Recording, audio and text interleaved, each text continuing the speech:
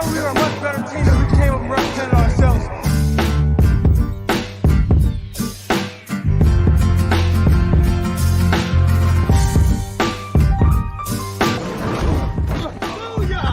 That's what we call a sacked lunch. Nom, nom, nom, nom, nom, nom.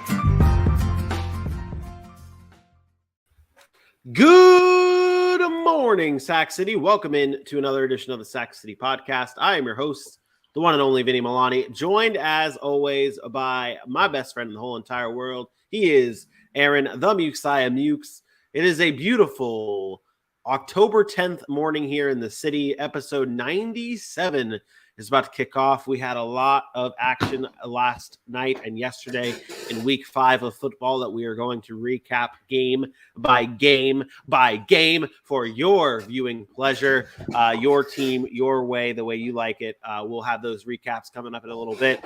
We've also got some morning headlines, some injury reports, as well as a little brief week 5 review. Aaron, how was your Sunday? It was good, man. First day off in a while. Was able to just sit down and actually watch all the games and relax and talk some shit and watch my fantasy teams do well for the first time in probably all season. So, yeah, it was good. I know the struggle of having a struggling fantasy team after my last year's start of 0-4, but I can't say I'm having the same situation this year because I am now 4-1 in the Sac City League. 4-1, just to let you guys know. I'm not sure if you guys were aware of that, but that's the thing.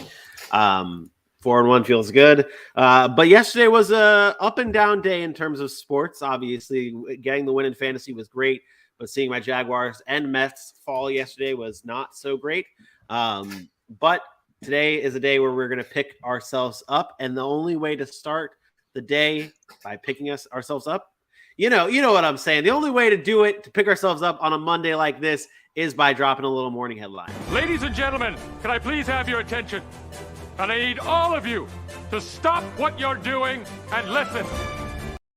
Week 5 Sunday football has come and gone, but not without some controversy yesterday in the Falcons Buccaneers game. Grady Jarrett had this sack on Tom Brady that was called roughing the passer, pivotal point in this game. And this is just something that it needs to be discussed, especially here in our morning headlines, because obviously it didn't look like roughing the passer to most. But maybe you have a different point of view, or maybe you have some things to say about this incident. Well, I don't necessarily have things to say. I'm consistent. Okay, this is who I am. I'm the consistent one. I never really change my stance on things unless it deserves to be changed. I don't make excuses. It just is what it is. But I'm going to say this. That was a terrible call. I mean, absolutely egregious. It was one of those things where you look at a Hall of Fame quarterback getting sacked late in the game on third down. The Falcons are getting the ball back with a chance to go and win the game because they, got the touchdown, got the 2-point conversion. So they're only down 6. They're going to have an opportunity to win the game with plenty of time. And you make a call like that. I don't know what goes through the referee's mind. I don't know what they see. There was nothing here. That's a normal tackle. He didn't really fling him down to the ground. He didn't really hit him below the waist. He didn't hit him in the head. He just happened to hit Tom Brady. And I thought Grady Jarrett deserved more respect than that. However, Falcons fans, I am consistent when I say this. I don't want to hear the crying about the officials and how they cost you a game. I've done this before. One call does not change the entire game. You still only scored 14 points all game. What makes me think you're going to go down and score another touchdown on Tampa Bay's defense? I don't know that that's going to happen. So yes, did it cost you an opportunity to have a chance to possibly win the game? Perhaps. Yes, it did. But I don't want to sit here today and make the excuse of, oh, well, that's the reason the Falcons didn't win the game. They were going to win the game. No, you don't know they were going to win the game. They would have had an opportunity to go and win the game. So I have a little bit of mixed feelings today because I do know it was an egregious call and it was terrible. And the excuse that the referee came up with after the game, instead of owning it and being transparent and saying, hey, that was a bad call, he said, oh, well, what did he say? He said, unnecessarily flung him to the ground. No, he made a tackle. like every other tackle that goes on in the NFL. And and honestly, like this is you talk about like in especially yesterday, almost around the same time, Trayvon Walker from the Jaguars like massacred Davis Mills. An unnecessary penalty threw him down to the ground, like drastically threw him down to the ground. That is roughing the passer. This was exactly textbook how you want to hit a quarterback. Like it's the only way you can hit a quarterback. I mean, exactly. Matt Stafford was getting destroyed by the Dallas Cowboys defense, and nobody said anything about roughing the passer in that game. This was an unfortunate call by Jerome Boger and their crew, and I'm sure it's going to be looked at by multiple people. It's tough for Atlanta, but yeah. But that's the thing. You don't want to like it. We cannot blame the law. Like that's the one thing. And I see where you're coming from with this. Is like you're having mixed feelings because you don't like. This was a terrible call, and it deserves to be harped on. It deserves to have some recognition. It deserves to be brought up and looked into. But also the fact that you don't lose a game on one call. It's a 60-minute game. And this is one of the reasons, this is one of the things that I like about you. And this is why you can be my best friend, because we're on the same wavelength when it's like, if there's a bad call or one bad play or something like that, just, he's gone. He's left me. But what I'm saying, though, is when there's one bad play, one bad call, one bad something in a game, that does not lose you the game. It does not. And people have a time and go way too far when it comes to saying, oh, that cost them the game. It didn't, Falcons fans. Sorry, it didn't. Correct. Everything Vinny just said is correct. Hopefully you didn't make me look like an asshole. No, I didn't. No, I know. I heard you. I had my okay. AirPods and I was just messing with you. Oh, you're good. But so yeah, that's the first bit of news that we need to discuss. The other bit of news, the other big headline, I should say, that we need to discuss is in last night's game between the Arizona Cardinals and the Philadelphia Eagles. The Eagles won by just a field goal. And after the game, and it was their new kicker, the Cardinals' new kicker, coming in for Matt Prater was Matt Amendola, correct? That's the last name. Am I getting this right? Yeah. Matt Amendola, who's now on his third team this season. He's been going through some trials and tribulations this year. He's back and forth, up and down. He misses this field goal at the end of the game, and everyone's losing their absolute shit over it. And what happens? Their teammates come and pick him up. Ball and been able to score. It's not on one fucking guy. Everyone's waiting around for one guy to come back here. This fucking ain't right. It's not right. All right? It's not on one fucking guy. You just fucking hit up. We're gonna win games. Well, you want to see, right, Aaron? Yeah, I mean, look, as a member of the media, that the whole thing came about because nobody in the media really wanted to talk to anybody in the Arizona Cardinals. They were basically waiting for the kicker to come back and get out there to talk so they can start asking him questions about why he missed the kick and all that stuff. And as a member of the media, like, that's not my style. I know they have a job to do. I understand that they have to report news and they want to get sound bites and they got to report to people in big markets and, they want the clicks and all that stuff. I get it. So I'm not knocking the media for doing their job, but that's just not my thing. I don't like that. But to watch a teammate, an offensive lineman, come out and say the things that are true, say the things that nobody ever wants to recognize. Nobody wants to talk about all the other things that went on in that game to lead up to the missed opportunity of a kick. They want to talk about what the final play is that they feel cost them the game. And Justin Pugh is right. Like, it's not that kick didn't do it. At the end of the day, that kick didn't mean anything because all it does was tie the game there, I believe. Maybe it puts them ahead one. Maybe they win the game there. It ties the game. I believe it just ties the game. They go to overtime. And they still can't stop Philly. So what about, like, I would have been more asking the question of Cliff Kingsbury. Like, why in God's green earth are you not more prepared on third down and telling Kyler Murray that you can't spike the ball there, that you have to try to run a play, or you have to make sure you get the first down? Or why isn't Kyler Murray, as the quarterback, who's the leader of the team, knowing that you can't just spike the ball there and settle for that 43-yard field goal when you had plenty of time left. There was still, I believe, 22 seconds when they spiked that ball. They could have taken their time and figured out what they wanted to do before making that call. So, and then not to mention the fact that they didn't play well pretty much the entire game. They made a lot of mistakes. Defensively, they played legit. Like, their defense played pretty good for the most part of that game and kept them in it. But offensively, they still continue to struggle. Why don't we talk about those things? Why do we consistently want to talk about the one play at the end of the game that everybody thinks cost them the game, when in reality, that was just a microcosm of what the game actually was? Them not being prepared, being outcoached, not knowing situational football. That is what is wrong with the Arizona Cardinals, is because we were picking and choosing when we want to criticize certain things. And yesterday was not the day to criticize a kicker for missing a 43-yard field goal to tie the game. It was more about, why is this team unprepared in all aspects of the game of football? So shout out to Jordan Pugh for coming out and recognizing that and, coming to the defense of his kicker. Yes, the kickers miss kicks. They also make kicks. And they also win games for teams. And we don't ever – and you know what we do after a kicker makes a kick when they win the game? Outside of Justin Tucker, because he's so damn popular and good, you know who we go and talk to? We go talk to the quarterback. What a great comeback win. What a great comeback win. How'd you guys do it? Nice drive at the end. You don't go waiting for the kicker to say, hey, you won this game for your team. So why can't we be consistent in the fact that if you're going to give them the blame, then give them the credit when they're doing their job? So it bothers me, and I wanted to highlight that just because it gets annoying game after game.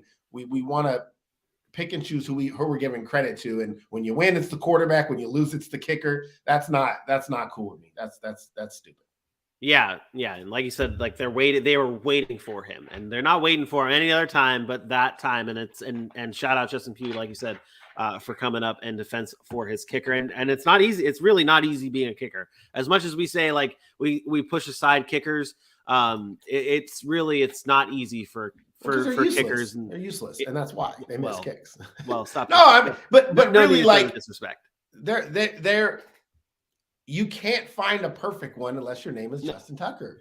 Yeah. So if you're not Justin Tucker, you are expecting miss kicks. That's just expect it. Yeah. That's how it is. That's how it is. We'll have more on that game coming up in a little bit. That does it for our morning headlines. Let's get into our injury report.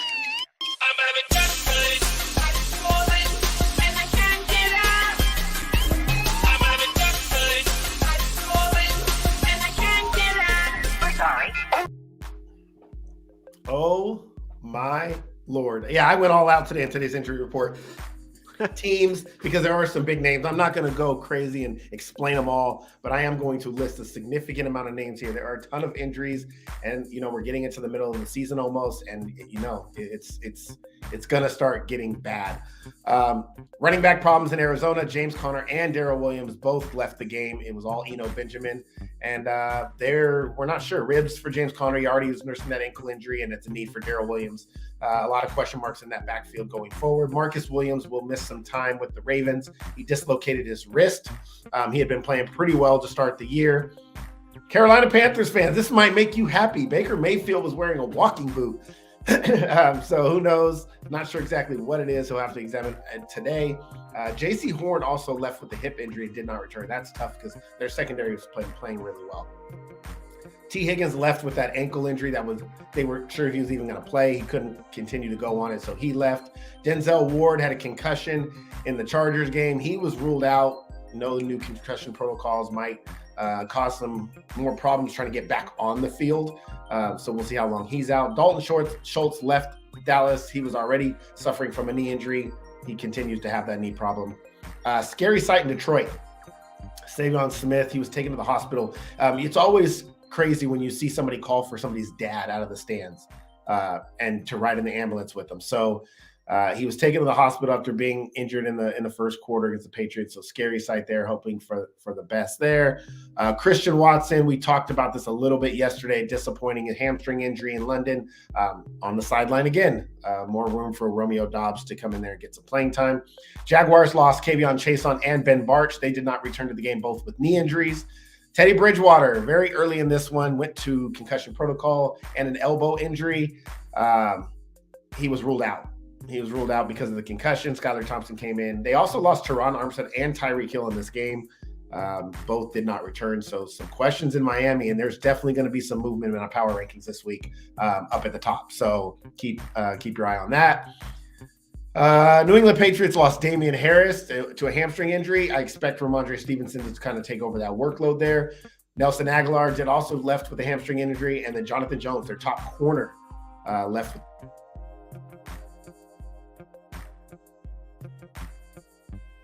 an ankle injury. Nice win.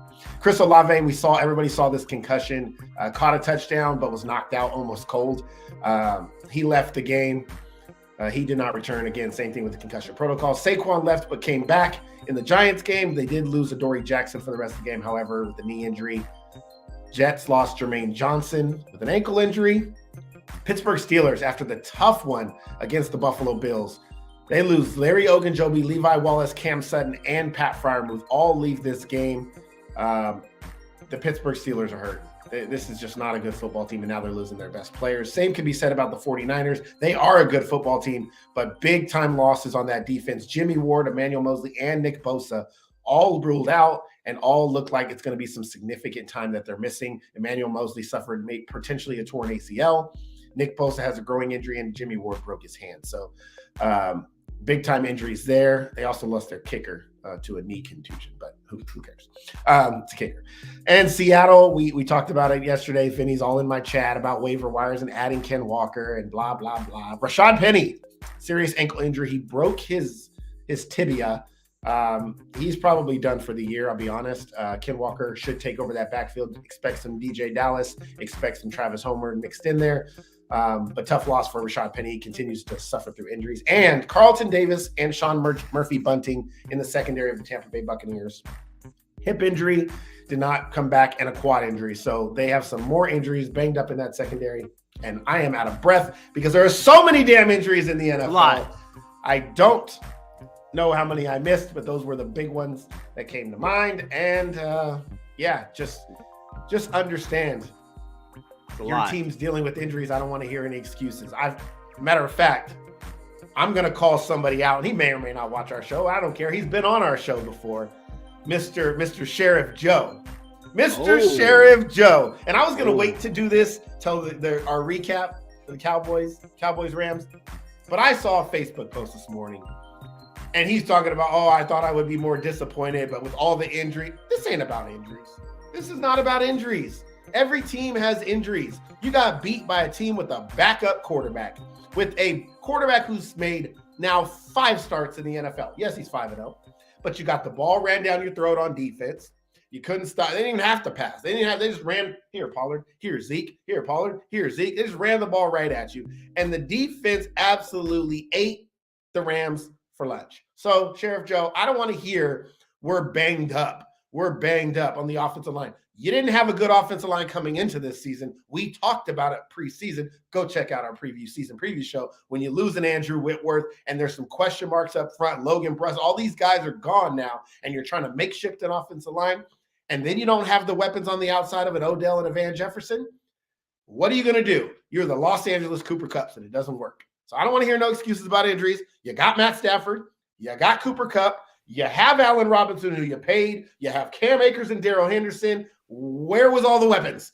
Where was all the weapons? Because all I know is Micah Parsons, DeMarcus Lawrence, Dorrance Armstrong, and those boys, they ate Stafford for lunch, and he looked like he had been through a car accident by the time we were done with him.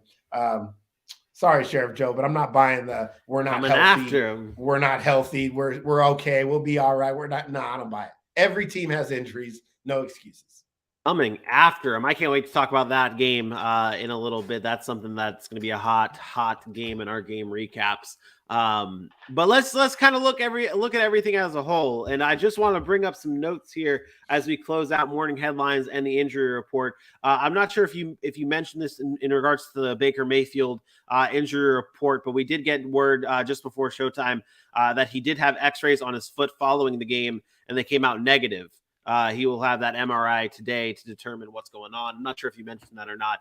And that on the injury side of things. And then also on the morning headlines that I never brought up, and I should have, the Atlanta Falcons traded linebacker Deion Jones to the Cleveland Browns. When a few years ago, when the Falcons were going through this new ownership, new leadership, new regime, there were a few contracts on the books that they really were under. Matt Ryan, Julio Jones, Deion Jones. All three of those contracts are now gone. Atlanta has started this rebuild, Atlanta is continuing this rebuild, now getting off their final big contract that they needed to get off, and now he's headed to Cleveland. A nice addition to the linebacking group for the Browns. Who we'll talk about. What? He's on IR. Is he not coming back anytime soon? Not anytime soon. Oh, well, it's a good move. It's a good move for the Falcons to dump him, and then it's a move for the Browns. It's just a move for the Browns. But that does it for morning headlines and our injury report. Let's get into some week 5 talk, Aaron. It was a good week 5 of football. Lots of teams battling it out. Lots of teams blowing it. Lots of teams coming back. What did we learn from week 5? We still don't know. That's what I learned. We still do not know. I'll say this. There is still only 4 to 5 teams that I feel like can win the Super Bowl. And it's becoming more clear every week by the teams that are struggling and the teams that are struggling against. I want to point out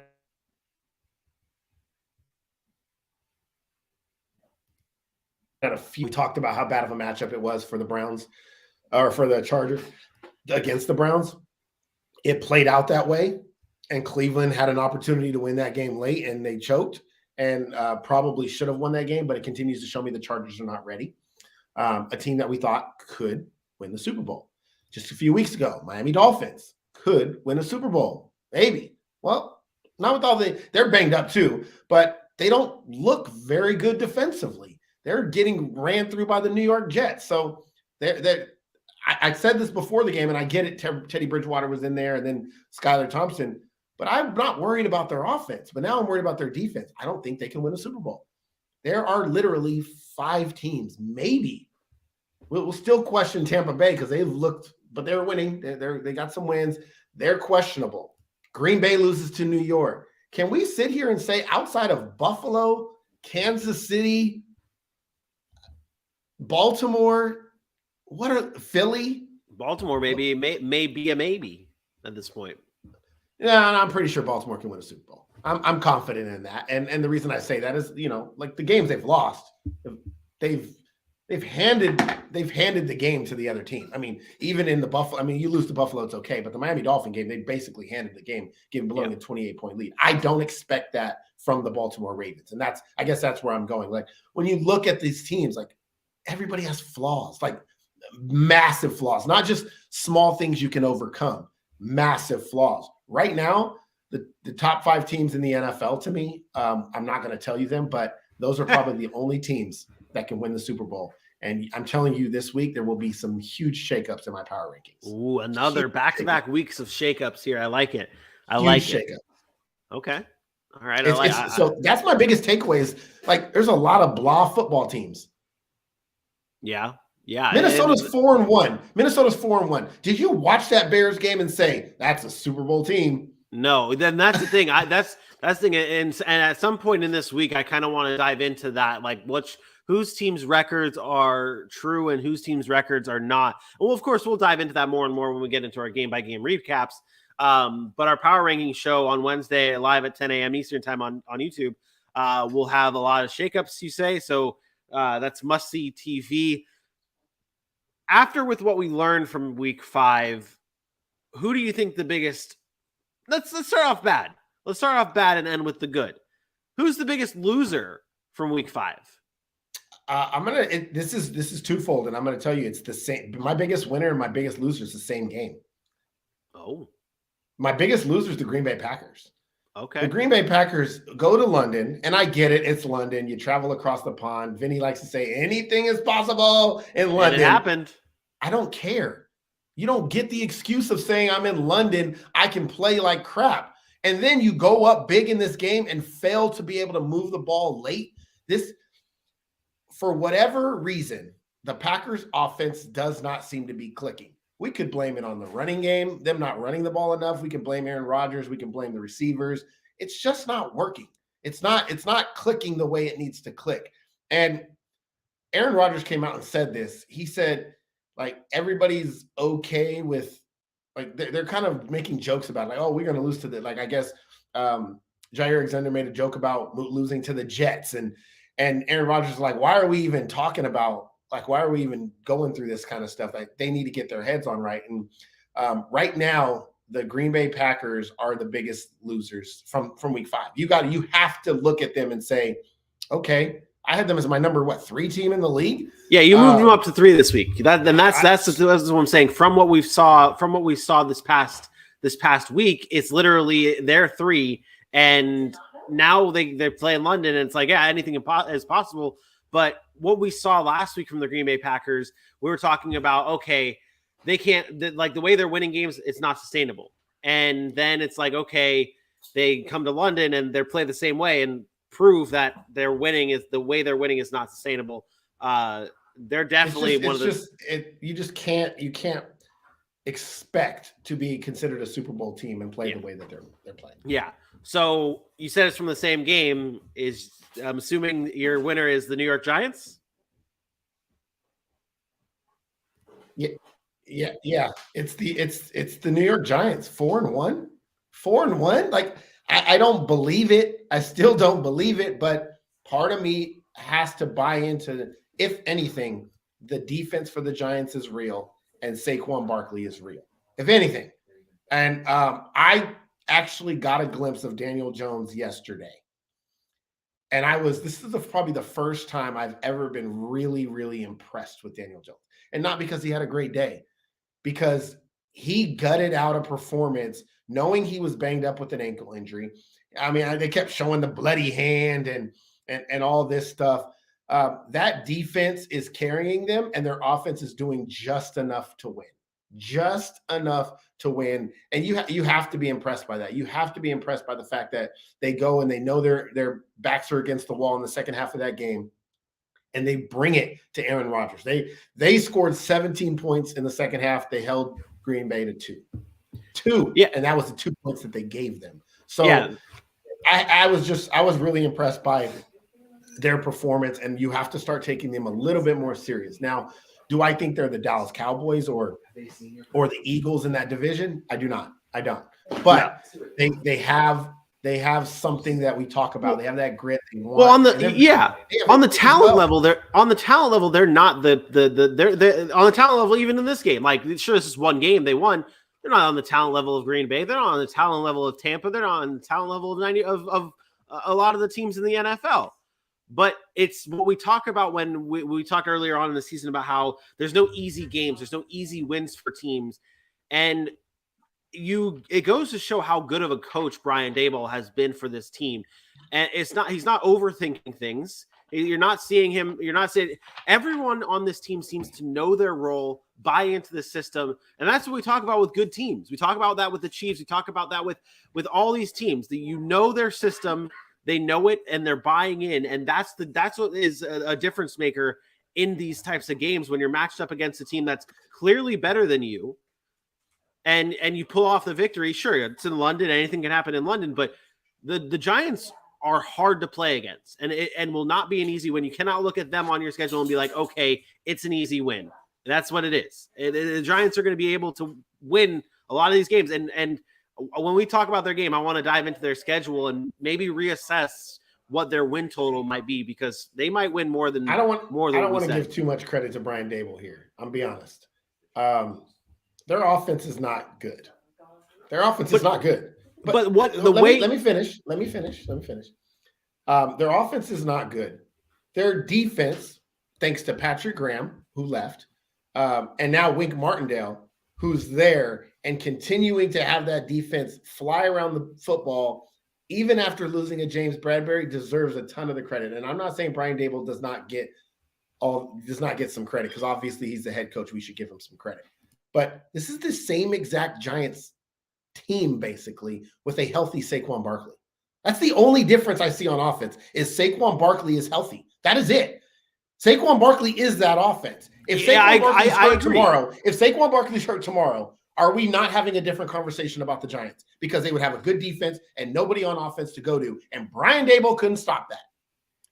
I guess that's my point. Is I'm not saying he doesn't get any. He's the head coach, but I'm not going to give Brian Daboll credit for something that the Giants have been doing now for 2.5 years, which is play really, really good defense. The problem is they have no offense, and Saquon has been that offense, and he continues to be that offense. And as long as he's there, he's gonna be able to produce because he's Saquon Barkley. Daboll is the leader of it all. He has them buying into whatever it is they're doing, but that defense is really where it's at. And Brian Daboll's not a defensive coach. But the thing is, I get it. That's fair. Like the defense. That's like giving Mike McCarthy credit today. No, I get it. No, I get it. I get it. That's fine. Like I get it on the defensive side of things. But we talked so much this season alone, about how coaches are just outsmarting themselves and not.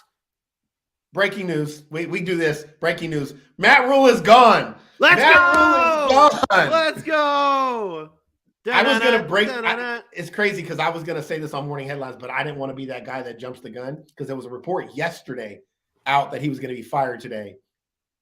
But he's done. So breaking news. The Carolina Panthers have fired head coach Matt Rule, who has gone 11-27 during his time in Carolina. Assistant coach Steve Wilkes will take over the reins in Carolina as their interim head coach. So Matt Rule gone. Now I'm gonna say this now. For the love of God, Baker Mayfield, if you suck again with your sixth coach now, it's not enough about coaches being a problem with Baker Mayfield. Again, I don't know how Steve Wilkes is going to be as a head coach, but this is again what? Finish your thought and then I'll respond. I don't know how he's going to be as a head coach. I don't care. This is it. Baker Mayfield, this is it. Okay? There's no Matt Rule's not the excuse anymore. You just lost your last leg of your excuse. That's where I'm at.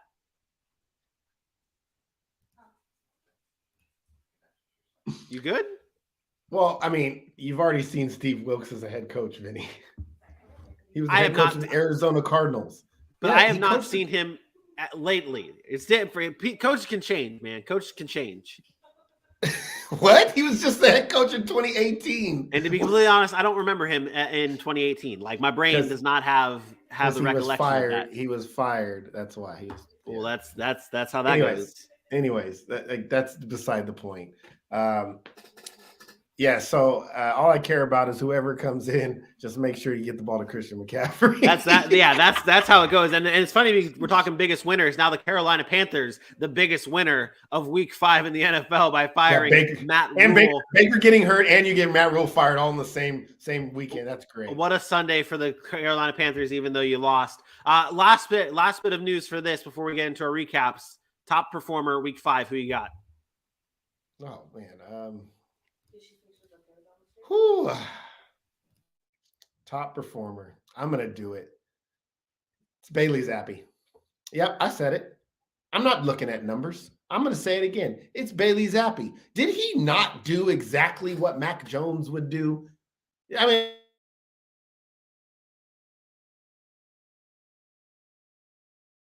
his passes. The man had 100 quarterback rating. He threw a pick on a tip ball, by the way. Threw for a touchdown, 17-21, 188 yards. Bailey's happy. He did what he was supposed to do. He came in as a backup and he won the game. He played against a bad defense. You knew Belichick would have that Detroit Lions offense stumbling. I do think this is Ben Johnson met his match in Belichick and that Patriots defense, and they struggled. But Bailey Zappi came in and got the win. He did what he was supposed to do. I'm taking Bailey Zappi and the New England Patriots as my top performer. Yeah, honestly, you could have went to guys like Justin Jefferson and Stephon. Top performer not necessarily is the guy who had a crazy statistical day. Top performer could be anything, and we saw. I mean, albeit the Lions' defense is not great, and I was going to say like what Kenny Pickett went up against for Pittsburgh. He went up against Buffalo. He didn't have that great of a day. Like we're seeing these rookie quarterbacks come in struggling out the gate. Bailey Zappi did what he had to do, and he got his team the victory. Mac Jones, Bailey Zappi, same guy. I didn't see, honestly, when I watched that game, and we'll cover that in a little bit, like, honestly, I didn't see the difference. I Because did it's not not. see a difference between Especially the way the Patriots play. Actually, I did. I lied. I did see a difference. The one receiver that you needed to get going was Jacoby Myers. He's the best receiver on that team, and he had the best day of the receivers on that team. No more than like, it's great to see one or two performances from Nelson Aguilar or Devontae Parker. Like, it's great. They're not your future wide receivers. Jacoby Myers has the talent to be your future wide receiver, and he had that great day yesterday, thanks to the Zapster Bailey Zappi, who is now 1-0 in his first career start as New England Patriots starter. Move over, Mac Jones. It's time for the Zapster. What a way to end that show. What a way to end that that little bit right there. What a way. What a way. All right. Are you ready to do this? I'm ready. You ready to get into the games? All right. Let's get into the game-by-game recaps here. Starting off with, let's see which we're at here. All right, let's start off with that London game. The New York Giants defeat the Green Bay Packers 27-22 across the pond. Daniel Jones has now won 5 of his past 6 starts for the New York Giants. This team 4-1 for the first time since 2008. What is really, I know we talked about it just a few moments ago, but what has stood out the most about the New York Giants and their 4-1 start? Yeah, it's their defense. It's the amount of pressure that they're willing to put on a quarterback, chances that they're willing to take, like we have nothing to lose mentality. And that's done them justice so far through the first, 5 games of the year. And it's not like they've played. 3 of their wins were against teams like, but the Titans have played better lately. They beat the Titans, the Panthers, the Bears. They're not scoring a lot of points. They got 27, which was their highest point total of the year. But even against the Cowboys, I mean, it was a 1-score game at the end, and they had a chance there. So I think this was just more about them understanding what they are. They're not an explosive team. They're a team that's going to have to run the football. They're a team that's going to have to play good defense. And when they do those things, then good things can happen. And Daniel Jones using his legs more has helped them in the rushing department. Another 125 on the ground for their rushing against Green Bay, and they didn't turn the football over. Giants don't turn the football over. Their defense is good enough to keep them in games. Okay. Yeah, I mean, that's what it is. And we just talked about it before. The big difference of what Wink Martindale has done for this team. The Giants, that's the other thing. The Giants trailed this game. Like, it's not like they had the lead, they jumped off to a lucky early lead, and then just kind of held on. The Giants at one point were down 17-3, and then went on a 24-5 run to end the game. The last Packers touchdown in this game was in the second quarter, like middle of the second quarter. So they shut down this Packers offense towards the end of the game and through the second half. And this defense is a game-changing defense right now. Good schemed, good look defense. And that's without James Bradbury, who they lost in the offseason. Like, this team is good, or this defense is good. This offense is getting better, I think. I think that we're seeing a progression from this offense. But on the Packers side of things, where are we at here with the Packers? After obviously saying last week they can't continue winning games like the way they did against the Bucs, or the Patriots, I should say, where they went to overtime, shouldn't have went to overtime, but it did. They ended up getting the job done. So they can't keep winning like this. They have a game similar and they don't win. What do the Packers need to clean up? I don't know if it's cleaning up anything. It's not like they're turning the football over like that. They need to run the football. They need to do what their team is designed to do right now. Like, you go up 17-3, like you talked about, against a team that's inferior to you, against a team that you should beat, and you're not running the football. You're not, I don't want to say milking the clock, because that's not what you're trying to do, but you're not establishing play action football if you're not running it well. And to give Aaron Jones only 13 carries and A.J. Dillon only 7 carries, like, that's not enough for those guys. Those guys are the foundation of what makes this team actually tick. Like we talked about, go back to that Bears game when they looked like their best version of themselves. What did they do? They ran all over the Bears. It was a lot of Aaron Jones.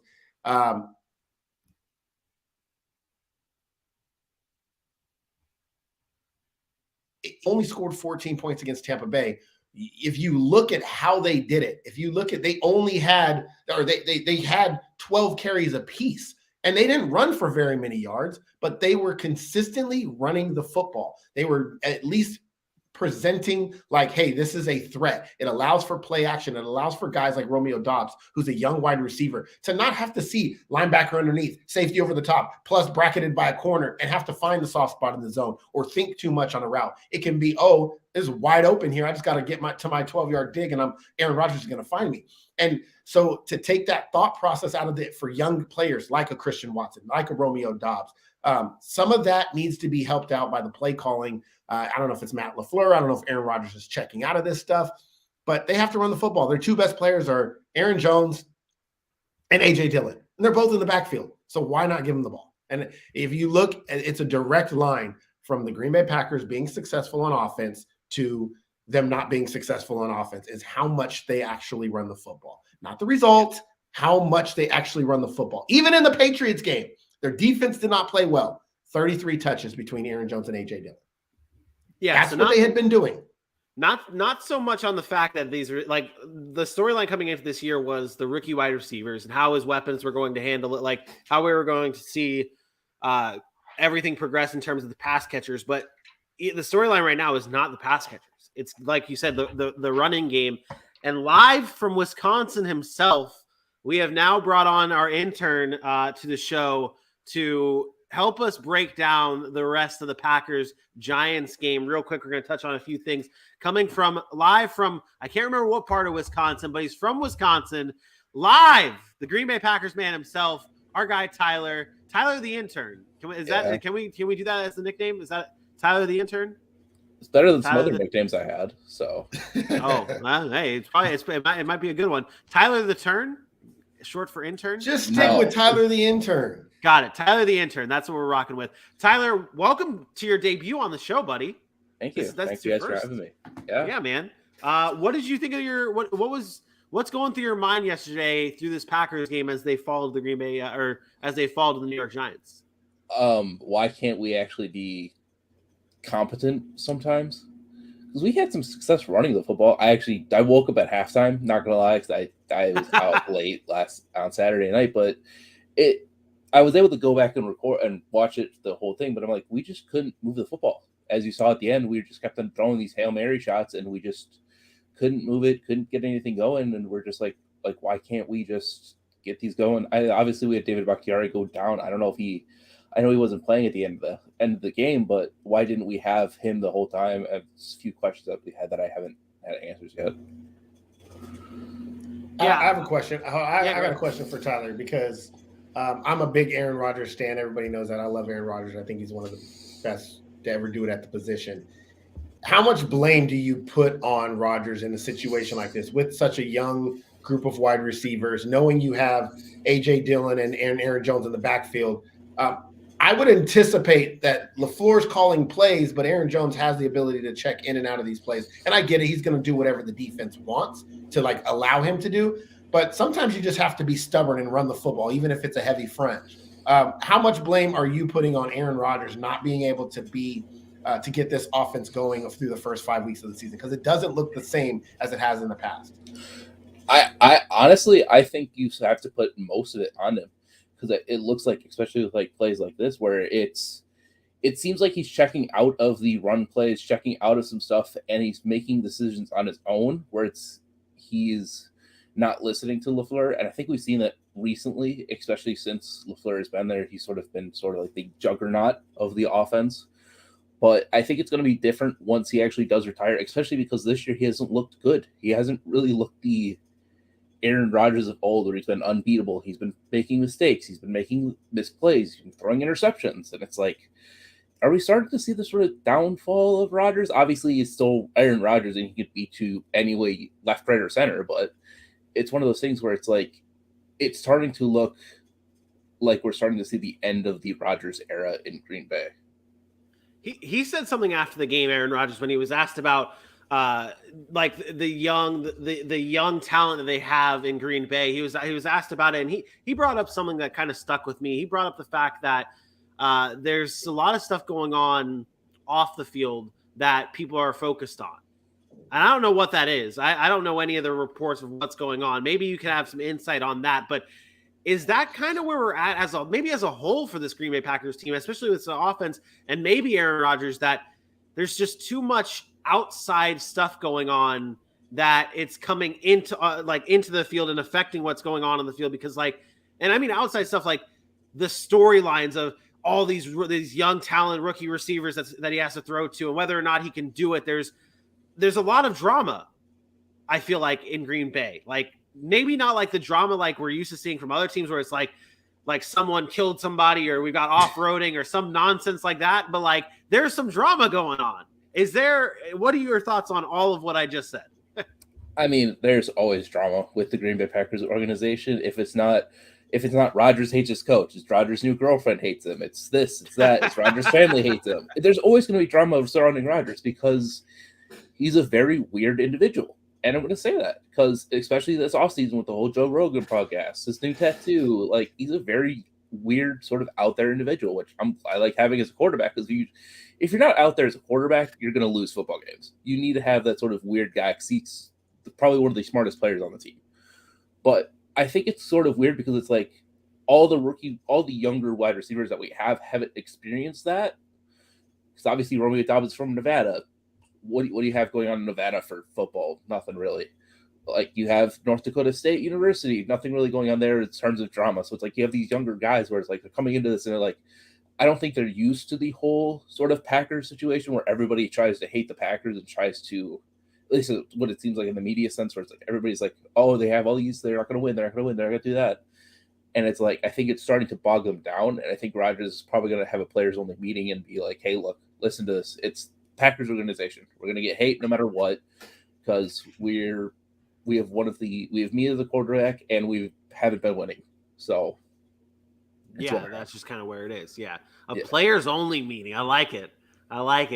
Call him up, Aaron Rodgers. Call him in, bring him in. Say, Matt LaFleur, get out here. We are players only meeting. Let's get this ship back on track. That's where we're at. Aaron? Yeah, I don't know if I'm buying it. I don't know if I'm buying the drama. All right, here we go. I don't know if I'm buying the drama aspect of it. I think there is a disconnect. I do to the point of the disconnect. I think the disconnect often happens in the NFL, especially with teams like this. When you get a quarterback that's a veteran, that's almost 40 years old, the generational gap between him and Romeo Dobbs or him and Christian Watson is huge, right? It is not, their relationship off the field is not the same as him and Devontae Adams. And that's the problem. See, when you get a quarterback that has a relationship with wide receivers, they can relate. They work out in the offseason. They do some of the same things. Aaron Rodgers is not working out with 22-year-old, 21-year-old Christian Watson. Like, that's a kid still. That's a dude that's, like you said, coming from North Dakota State. They don't have that chemistry, that relationship. And so they're probably looking at Rodgers, and I'm going to be honest, they're probably like, we don't care how great you are. This generation of young players and young. He freezes from time to time. That's the thing. Coming out of high school into college, and they don't relate or don't understand what Aaron Rodgers is or what he means to the game of football. A lot of these players don't even watch football. Like the funny quote we talk about is the whole Kadarius Toney. He's like, I never even seen a game before. Like, he had never watched a football game. He just liked playing. Like, that's today's kids. That's what they do. They see clips on the internet. They think they know what Aaron Rodgers is because they've seen older people talking about it, but they don't actually grasp the iconic, polarizing figure he is in the NFL. So to them, it's like, oh, he's just a quarterback, but he's good. We know he's good, but he's a quarterback. He doesn't relate to us as human beings, though. We see it in the NBA with young players talking about LeBron and them. They're not afraid of those guys anymore. They come at you. And so these young kids don't take well to Aaron Rodgers' personality. And that's where a disconnect comes in. And it's hard. It's hard on Rodgers because he's doing what he's always done. And it's hard on these younger players. I don't buy the off-season or the outside drama, though. I don't think it has anything to do with girlfriends, where these dudes played college at, whether they're the Green Bay Packers or not, because the Packers ain't won shit in 12 years. Like, to me, it's about the disconnect in age between him and his wide receivers, and he is a very particular person. Like you said, he's an oddball. He's very odd. And if you're not on the same wavelength as him, he will not trust you. Simple. He will not trust you, and he is the type of player, he holds a grudge. You can be wide open. But if you drop passes, his ass will not throw you the ball. I watched it with Marquez Valdez-Scantling at times. If he did not trust you, he would not give you the ball. And so I think there's more of a team generational struggle with Aaron Rodgers being a leader, that he always has been a leader in a different way. And I don't think that sits well with certain players in that organization. And I think that's where they don't seem to be one cohesive unit. You know who is cohesive? Aaron Jones. Aaron Rodgers loves Aaron Jones. They're cool, right? But he's been there. He's gained his trust. They've become cool. Devontae Adams had that. These other guys don't have that yet. And to be honest, some of them probably don't even want to work to get it. They probably don't like him. And I see that. Like, I see it in the way they play, in the way they communicate. Alan Lazard has it. He had to earn that, though. Like, it was a struggle for Alan Lazard for 2 or 3 years. Like, he had to earn that from Aaron Rodgers, and he has. And that's why any tough play, watch where he goes with the football. He'll throw it up to Alan Lazard. He'll throw it to Randall Cobb before he even looks at those other guys. If you disrespect Mercedes Lewis one more time on this show, I'm sure him and Mercedes Lewis are best friends. He had a touchdown in this game. They were both parting the Red Sea when Moses was around. He had a touchdown in this game. Don't disrespect Mercedes Lewis. Tyler, any thoughts on that before we kind of close? There's a lot of chat. The chat is absolutely buzzing on Tyler's appearance here. The chat, like Joey B has a lot of cheese related questions for Tyler here, which we'll get into to close things out with you. But in response to what Aaron was bringing up with the Packers. I mean, we've seen it already. Week 1, Christian Watson drops a wide open pass first play of the game, doesn't get targeted until probably the next game. I think he got targeted one more time on a little end around.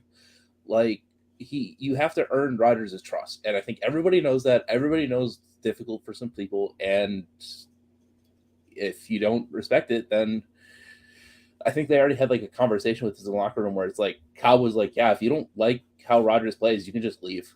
We don't care. Like, we don't need you here. Like, obviously we do need the wide receivers because we don't really have a passing game right now, but it's one of those things where it's like, if you're fighting with your quarterback on earning his trust, I think it's sort of different.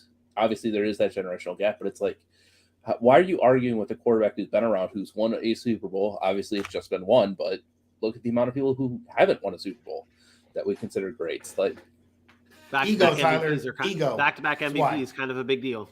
Ego. Yeah. It's these athletes are super egotistical. Like I said, I'm around them a lot. I see it. They don't care. They don't care that it's Aaron Rodgers. They think they're better. They think that they're the greatest talent that's going to come in and change that game. And it takes a different type of person to understand and respect what Aaron Rodgers has done in this league. Yeah. Let's get into some of these questions regarding Tyler and his snowblower and his Wisconsin adventures here real quick. Yeah. You gotta. So there's a lot. Joey B has literally.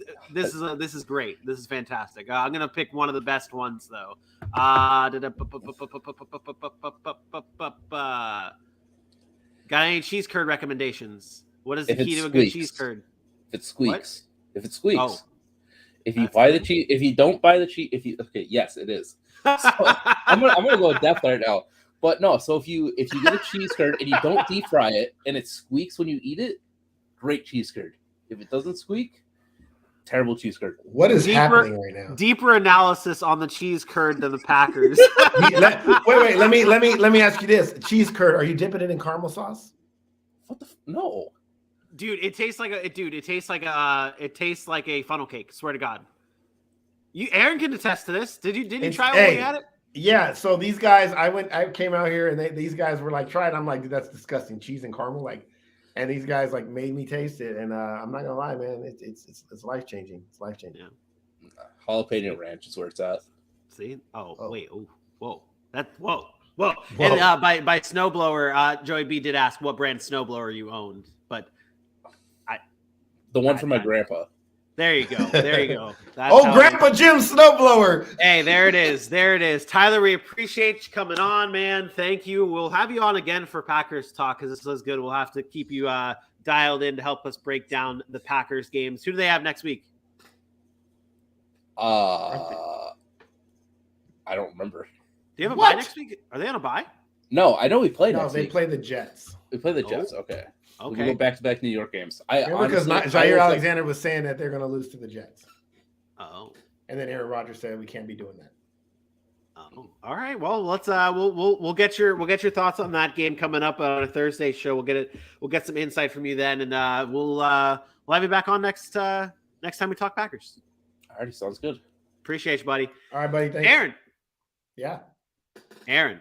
Yeah. Before we move on, do you have anything to say to your buddy in the chat talking about the Giants? No, I'm not apologizing. I'm not apologizing for anything. The Giants won the game. They still lost to the Cowboys, and it wasn't without Barkley. It was with Barkley. Saquon was the reason. Saquon came back in the game. Like, calm down. Like, okay, it's not. They didn't do anything special. Listen, talk to me when the Giants are relevant again for an entire season. Yes, they're 4-1. I'm happy for them. This was more about Green Bay than it was about the Giants, though. But they did what they were supposed to do. And if you were missing earlier, I said that was my biggest winner, right? It's not my fault you didn't come on the show on time. Go back and watch it. I said the Giants were my biggest winner this week. That is true. We did talk a lot of good about the Giants. They do defeat the Green Bay Packers, though, 27-22. The Giants now move to 4-1, and the Packers are 3-2. The next game on our list, it's the Pittsburgh Steelers at 1. The Pittsburgh Steelers falling to the Buffalo Bills 48-3. Wait, was that the final score? Or was it 38? Was it 48 or 38? My numbers are way off here. Was it 48-3 or 38-3? Oh no, it was not 48. It was 38. It was 38-3. So I did write this wrong in my notes. That's what I had here. Okay, so that's fine. The Buffalo Bills, though. What in the doc notes? In the doc note, I'm looking at. I was looking for my background. Great. Let's restart this whole thing. The Buffalo Bills defeat the Pittsburgh Steelers 38-3. Bills moving to 4-1. Steelers moving to 1-4. Fourth time since 1990, the Steelers are 1-4, and this is the fourth straight season the Bills go to 4-1. This game was a game that we talked about before, where there was a huge spread. There was a huge point differential for the Bills. It was, I believe, I don't remember what the exact spread was, but 14, people were saying the Buffalo Bills basically were going to come in and destroy the Steelers at home. Bills at home, I'm saying.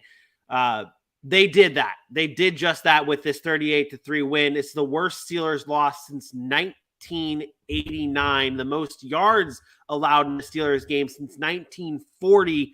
To say that this was a big loss to the Steelers in franchise history would be an understatement with all those numbers that follow. But Aaron, this was the first game for Kenny Pickett. That's where I want to start. First game, rookie debut for Kenny Pickett, his first start, 34 of 52. No touchdowns and interceptions. What is your assessment of game one from baby hands Kenny Pickett?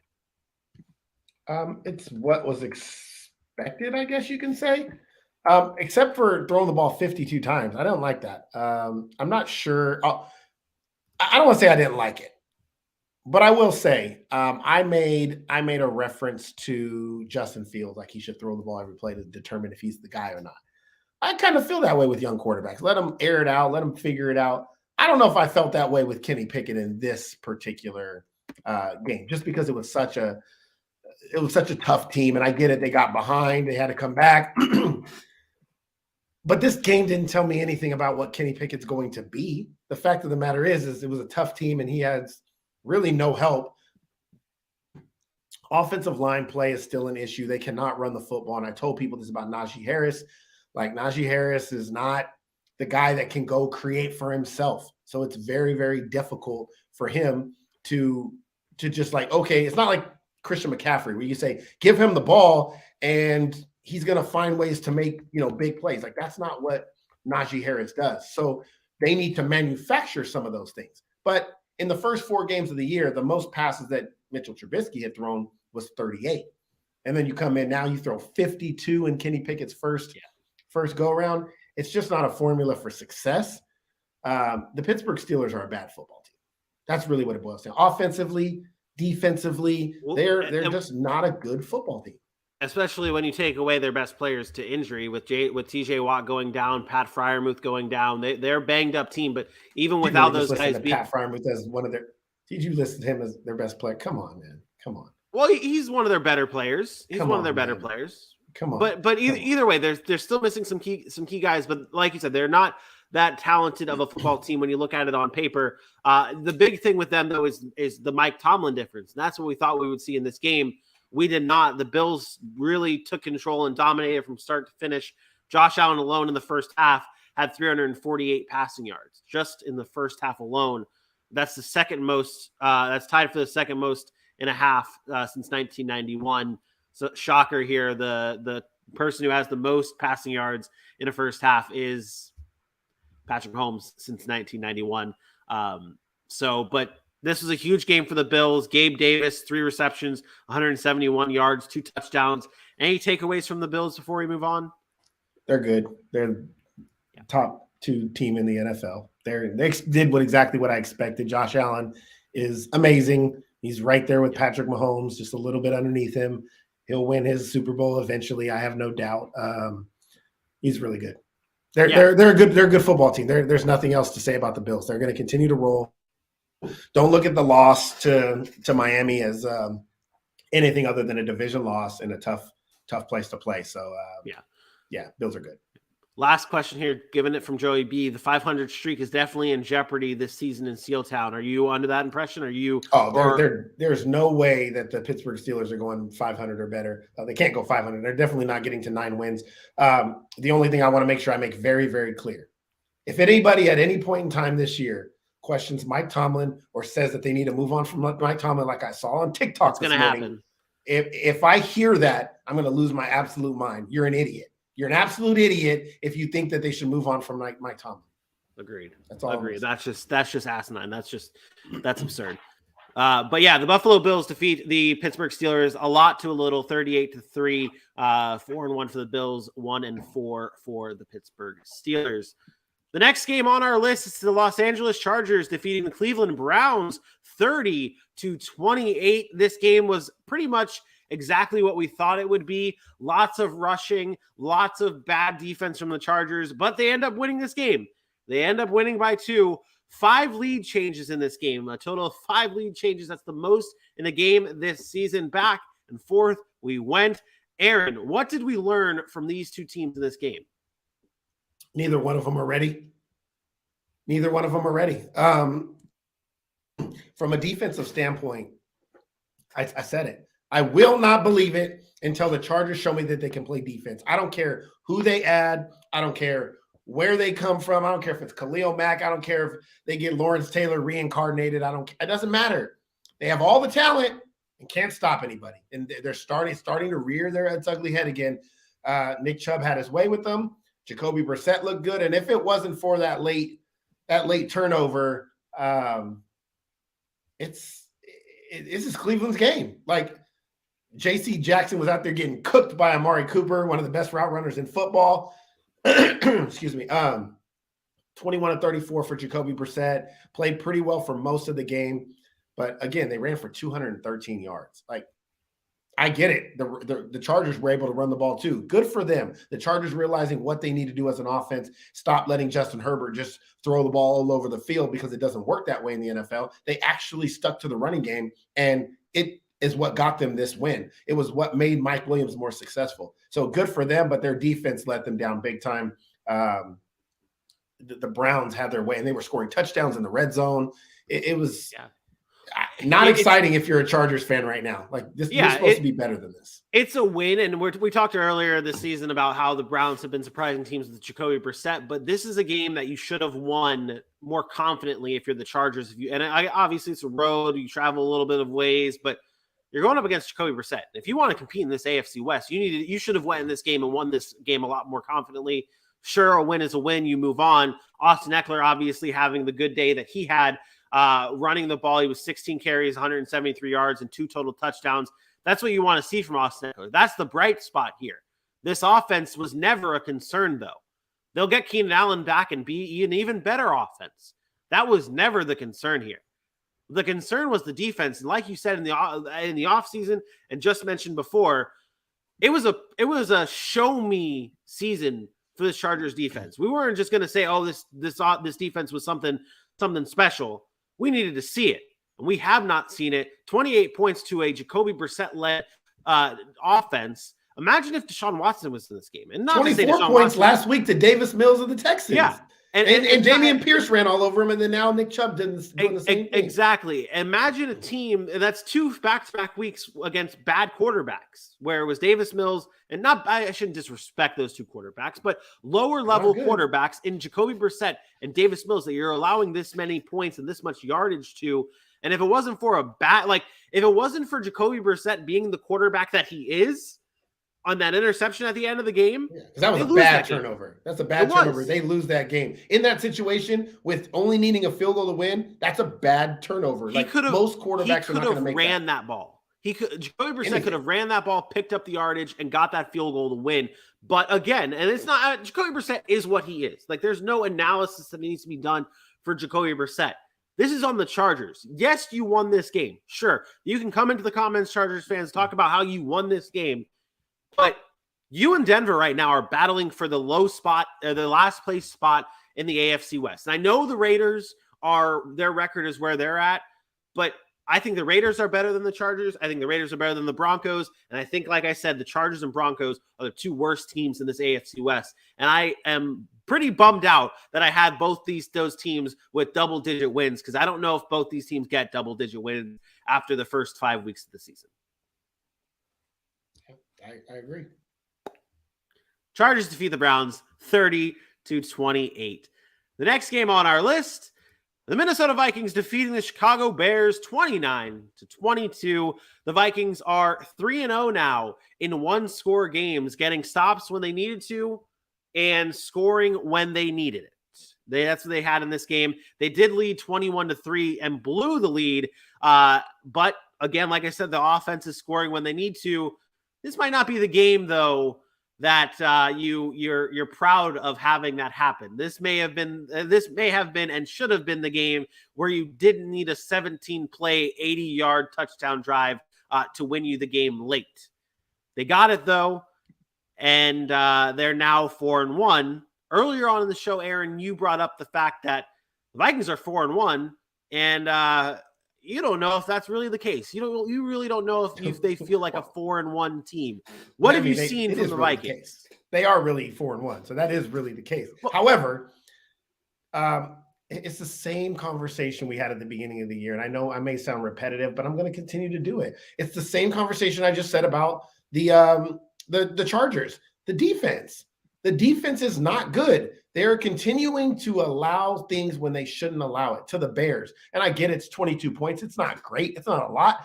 But for the Bears, that's a lot of points. For Justin Fields, looking like he's having his best game against you, 8 for 47 on the ground, didn't turn the ball over, 15 for 21 through the air, 208 yards. That, to me, looks like the Chicago Bears, how they want to play football. That's what they want to do. And if it really wasn't, I'm going to be honest, this probably goes to overtime if it wasn't for Cameron Dantzler. The way the Bears were moving the football down the field, and this play right here, coming back in this play and not giving up, that to me saved the Minnesota Vikings, because I truly believe that Justin Fields was going to march down that field and score on this Minnesota Vikings defense. It was an amazing play by Dantzler. You don't see that in the NFL. Usually guys get beat. They just sit there. He gets beat. He gets back up. He rips the ball out of Velus Jones's hands. And no, it wasn't even Velus Jones. It was Martise. Who? It was Martise. I can't remember. Like it's a compound last name. It was a hyphenated last name. Oh, Marset. You're talking about Marset. Yeah, that's what it was. He rips it out of a guy's hands and takes it the other way. Like that's a defensive play that wins games. Like that was a great defensive winning play. But for the most part of this game, they couldn't stop the Bears. Like the Bears were moving the ball, and the only time the Bears would get stopped is when they stopped themselves. And that's what they are. They're a bad football team, right? So you talk about the turnovers or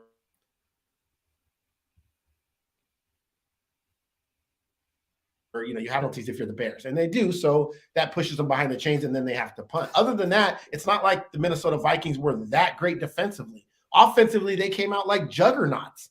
They were, I think Kirk Cousins was, 17 for 17 or something like that. And then they put up 400 yards. They went 12 for 15 on third down. And at one point in the game, you're like, why is the score 21-19 or 21-17 or whatever it was? Like you're wondering, why is the game so close? it's because that Minnesota Vikings defense is suspect still. So they're a good football team, as I said at the beginning of the year, but they're not going to beat those great teams because they're defense. Yeah. 4-1 right now for the Vikings. On the Bears side of things, to go into them just a tad, this game was exactly what the Bears are. Justin Fields had his bet, not to say he had a great, phenomenal game, but he had his best game yet. He kept them in this game. But at the end of the day, your lack of talent lost you that game. Your lack of talent at the wide receiver position. I'm forgetting his name. Again, the wide receiver that turned that ball over. Marset. Here, Smith Marset. Is that what you're talking about? Yes. Yes. Guys like that, Velus Jones, Equanimous St. Brown, we got to see Darnell Mooney in this game, which is great. That's great. 2 back-to-back games for Darnell Mooney where he played well. He had that phenomenal catch. But you just don't have enough around Justin Fields. And that's what it came down to win football games. We're seeing a little bits and pieces of Justin Fields, his specks of good, but it's just not enough. And that's where the Bears are at right now. Currently now sitting at 2-3. The Vikings now move on to 4-1. We'll have another week where we're going to be questioning the Vikings, though, moving forward and hoping that the Bears can figure out something on offense, take a step in the right direction with Justin Fields finally throwing over 200 yards for the first time this season. But the Vikings do defeat the Bears 29-22 on Sunday. The next game on our list, it's the New England Patriots defeating the Detroit Lions, shutting them out 29-0. This Lions offense was the high-powered, highest-scoring points per game offense in the league with 35. They come into New England and get shut out by Bill Belichick and that defense. The Patriots snap a 2-game losing streak. Now the Lions, though, on the other side, are on a 3-game losing streak. There's no other place to start, Aaron, in this game than Bailey Zappi. 17 of 21, 188 yards, a touchdown, and an interception that really wasn't that much of his fault. So in this game, average day for a Patriots quarterback by Bailey Zappi. Your takeaways from the Zapster. Yeah, it just looked like Mac Jones reincarnated. And this is really all that I was trying to say. Like, I know people like, oh, you think Bailey Zappi's going to be great? Well, no, I didn't say he was going to be great. I thought he could be a guy in this league that can come in and play just like Mac Jones. And that's what Mac Jones does. If Mac Jones would have went 17 for 21, had a touchdown, a pick that was tipped like Bailey Zappi, and the Patriots would have went in there and shut out the Detroit Lions, you know what the talk would have been today?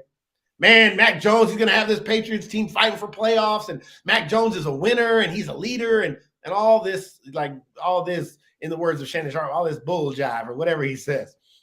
But it's Bailey Zappi. So late round pick, didn't play at Alabama, so he doesn't get the same luxuries as a Mac Jones. But he did exactly what Mac Jones was doing all of last season. He completed 80% of his passes. He didn't make any huge turnovers. He moved his team down the field. He found his number one target. He got them in a scoring position, and they won 29-0 because they have a good defense. That's Mac Jones reincarnated. That's exactly what it is. So I don't want to hear the Mac Jones franchise quarterback talk. I want to hear that the Patriots are what they are. They are a team that is built on the running game. They rely on Ramondre Stevenson and Damien Harris to carry that offense, because watching the New England offense is like watching paint dry. It is the most boring. It's just like, all right, coach, run, play action. Oh, 8-yard out. Okay, first down. Run. Okay. Oh, slant, 8 yards, first down. Run. Like, it's the same thing over and over. It's like watching paint dry. It's very, very boring, but it's the same whether it's Bailey Zappi or Mac Jones. You can interchange them. You can swap them. It's going to be the same thing. Some days Bailey Zappi is going to throw a couple of picks, but that's what Mac Jones does as well. Some days he's going to throw some touchdowns, just like Mac Jones. Patriots are not a great football team, but when you get them matched up against a young team like the Lions that aren't as experienced in both on the field and the coaching staff, this is what happens. We knew it. We said it. We said the Patriots are going to win this game because we did think that the Ben Johnson offense was going to meet its match against the Belichick defense. He knows how to scheme up, and they did a great job scheming it up. And the Lions did not play well offensively. They missed DeAndre Swift. That electricness out of the backfield. Amon-Ra didn't seem right, but you knew they were going to shut down Amon-Ra St. Brown. That's their whole game plan. And look at the stat lines. This is very telling. The stat lines: Amon-Ra 4 for 18, Josh Reynolds 6 for 92. It is Bill Belichick's mantra. Who's your best player? Who do you give the ball to the most? Okay, we will eliminate that guy and let Josh Reynolds see if he can beat us and actually win the game. And no, he'll have some good numbers, but he's not going to win. Yeah.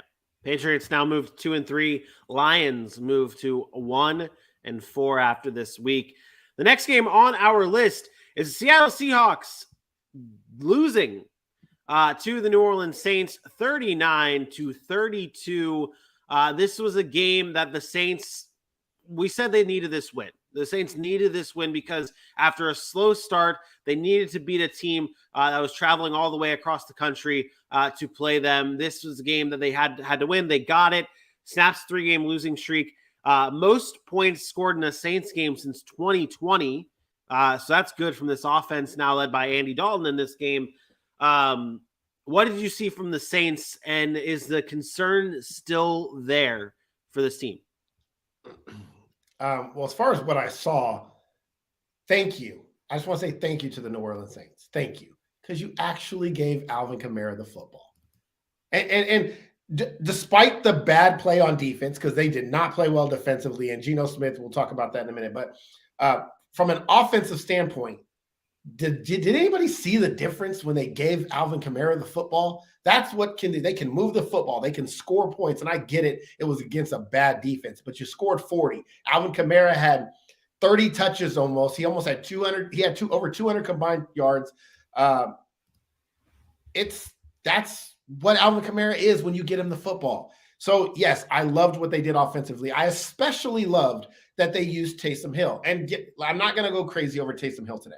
I'm not going to say, oh my God, he should be the quarterback. And no, they use him the way they're supposed to use him. He is a very physical runner. He's big, he's fast, he's strong, he can throw, he can catch, he can do a lot of things. And they used him in situational football to his strengths. And that's why he was so successful doing what he did. And with the ability of an Alvin Kamara and what you can bring when you're running that read option with him and Taysom Hill, it just, who do you go after? You got to stop Alvin Kamara, and then Taysom Hill's getting one-on-one with some safety, and he's bigger than. So offensively, I thought they played excellent. I thought it was their best coached. I saw that team and I said, that team has an identity, which is what I've been complaining about for 5 weeks. That team right there, if they play like that offensively, they will be hard to stop offensively, despite who the quarterback is. The defense was a different question, but I was very happy with what I saw from the Saints offense. Yeah, that's kind of where I'm at here with my real question of this game is this defense allows 32 points to Seahawks offense. So we've seen be very efficient. They've been able to put up some points, but they've been able to put up some points against teams like Detroit. This is a defense for the Saints that we had very high hopes for that now allows 32 points to the Seattle Seahawks, and in prior weeks hasn't looked that great either. Is this still a big concern for this team? Is their defense not performing well? Oh yeah, I mean they still have concerns. The Saints aren't out of the water. Yeah, you can't have a game like this against the Saints where you go up by double digits and then like that, the next play it's a 1-score game. Like that's what they were giving up defensively. So, yeah. But I am going to give credit to the Seattle Seahawks because one thing I thought the Seahawks were going to do this year was just be that boring kind of the New England run, be afraid to turn the football over, afraid to throw it around the yard with Geno, and they haven't been that. They've been trusting in him, and sometimes it looks great, sometimes it doesn't, but they're trusting that, you know what, we can move the football. This is not a run-first football team. They try. They try to run the football, but they're not very efficient at it, and so they give up really quickly. And if it wasn't, like I said, Geno's throwing the ball effectively. And if it wasn't for that, this team might be 0-5, but he's throwing it effectively, and you can't really knock him or knock what they're doing offensively. Their defense is an all-time worldly bad, like bad. But from an offensive standpoint, they've been moving the football, and you got to love what you've seen from the wide receivers, both Lockett and Metcalf getting involved. Neither one was very consistent with Russell Wilson, right? They were always it was one or the other. We talked about that. Geno better than Russ? No. But I do think there's something to be said about what you do as an offense with a player that doesn't have the same expectations as a star. Russell Wilson was considered a star, Super Bowl winning quarterback. Offensively, what are defenses game planning for? Defenses come in trying to game plan for Russell Wilson. That's different. This is and I think offenses scheme different. Like coordinators will scheme different for those types of players too. We're seeing, and that's what happens with Geno. It's a very simplified offense, efficient offense, doing what they have to do to win. They're not making Geno be something he's not. And I feel like it's the same thing with the Saints offense. When Jameis Winston's in, they're doing too much. It's not just giving the ball to Alvin Kamara and letting this rushing attack do the work. And maybe it's also with the wide, not so much on Jameis, but also the wide receivers that they had. They made a big investment in Chris Olave, Michael Thomas, Jarvis Landry. They made the investment in Jarvis Landry. They're like, when you don't have all these guys in the lineup, you simplify things, and sometimes it ends up working out for the better. In this game, particularly, finally giving Alvin Kamara all the touches, and you win the game. That's your. A lot of that is the player, though. A lot of that is the player as well. A lot of players play hero ball, and Russell Wilson is known to play hero ball. We talked about this with Baker, and so is Jameis. So a player has to know where he fits in, and we talked about it. Remember, I talked about just taking the simple check down. When it's there on time, though, not because you're holding the ball so long and then you want to find somebody, and then it's not there and you're about to be sacked and you toss it to Alvin Kamara and he has nowhere to run because the defender's there now. It's like what we saw with Andy Dalton. It was like read, not there, check down. No hesitation. He just knows his progression. Jameis doesn't always do that. And so sometimes, we can put that on offensive coordinators. They do scheme guys open, make it simple. But for quarterbacks, they have to have, especially quarterbacks, they have to get rid of that hero complex. I can make every throw. We talked about it with Patrick Mahomes last year. When he started doing that, when people were playing a different defense against him, he was much more successful. And now look at him. He's unstoppable because of it, because he's now willing to say, not there, check down. Not there, check down. Okay, now they come up. Okay, it's there. Now I'm going over the top. That's what you have to do as a quarterback. Or hand it off to Clyde. Or run the ball when they give you a 6-man box, run the ball. 6-man box, run the ball. Make them come up and then get them when they're not ready for that. So it's a mixture of offensive coordinator and hero complex at the quarterback position. But Geno staying with themselves, and Andy Dalton will always stay within himself because that's what he is. Yep. Jameis has to learn that. Andy Dalton gets his first win in a very, very long time here as the Saints defeat the Seattle Seahawks. The next game on our list, it's the New York Jets taking down the Miami Dolphins 40-17. This is the most points the Jets have scored in since 2018. They snap a 12-game AFC East losing streak as well. This Jets team, I know we're going to talk a lot about the Dolphins in this game because of them falling short here and what we talked about on Thursday's show. But for the Jets, they scored. They outscored the Dolphins 21-0 in the fourth quarter. Last week, they ended up having that big fourth quarter comeback against the Steelers, 14-7. This team is a no quit. It pretty much fits the motto of New York football, and what Robert Saleh has done is no quit. They're battling till the end. And they finish the job, step on your throat, the Miami Dolphins here. Rookies are showing out. Jets are looking good. What has stood out to you the most for the New York Jets? Very similar to what we were just talking about with the Saints and the Seahawks. Zach Wilson's a young quarterback, and they didn't throw too much at Zach Wilson. They're just asking him to just not make mistakes. And that's what you want to do as you grow as a young quarterback. You play, they're putting him in these tough situations, but it's like, just be good enough. Don't make mistakes.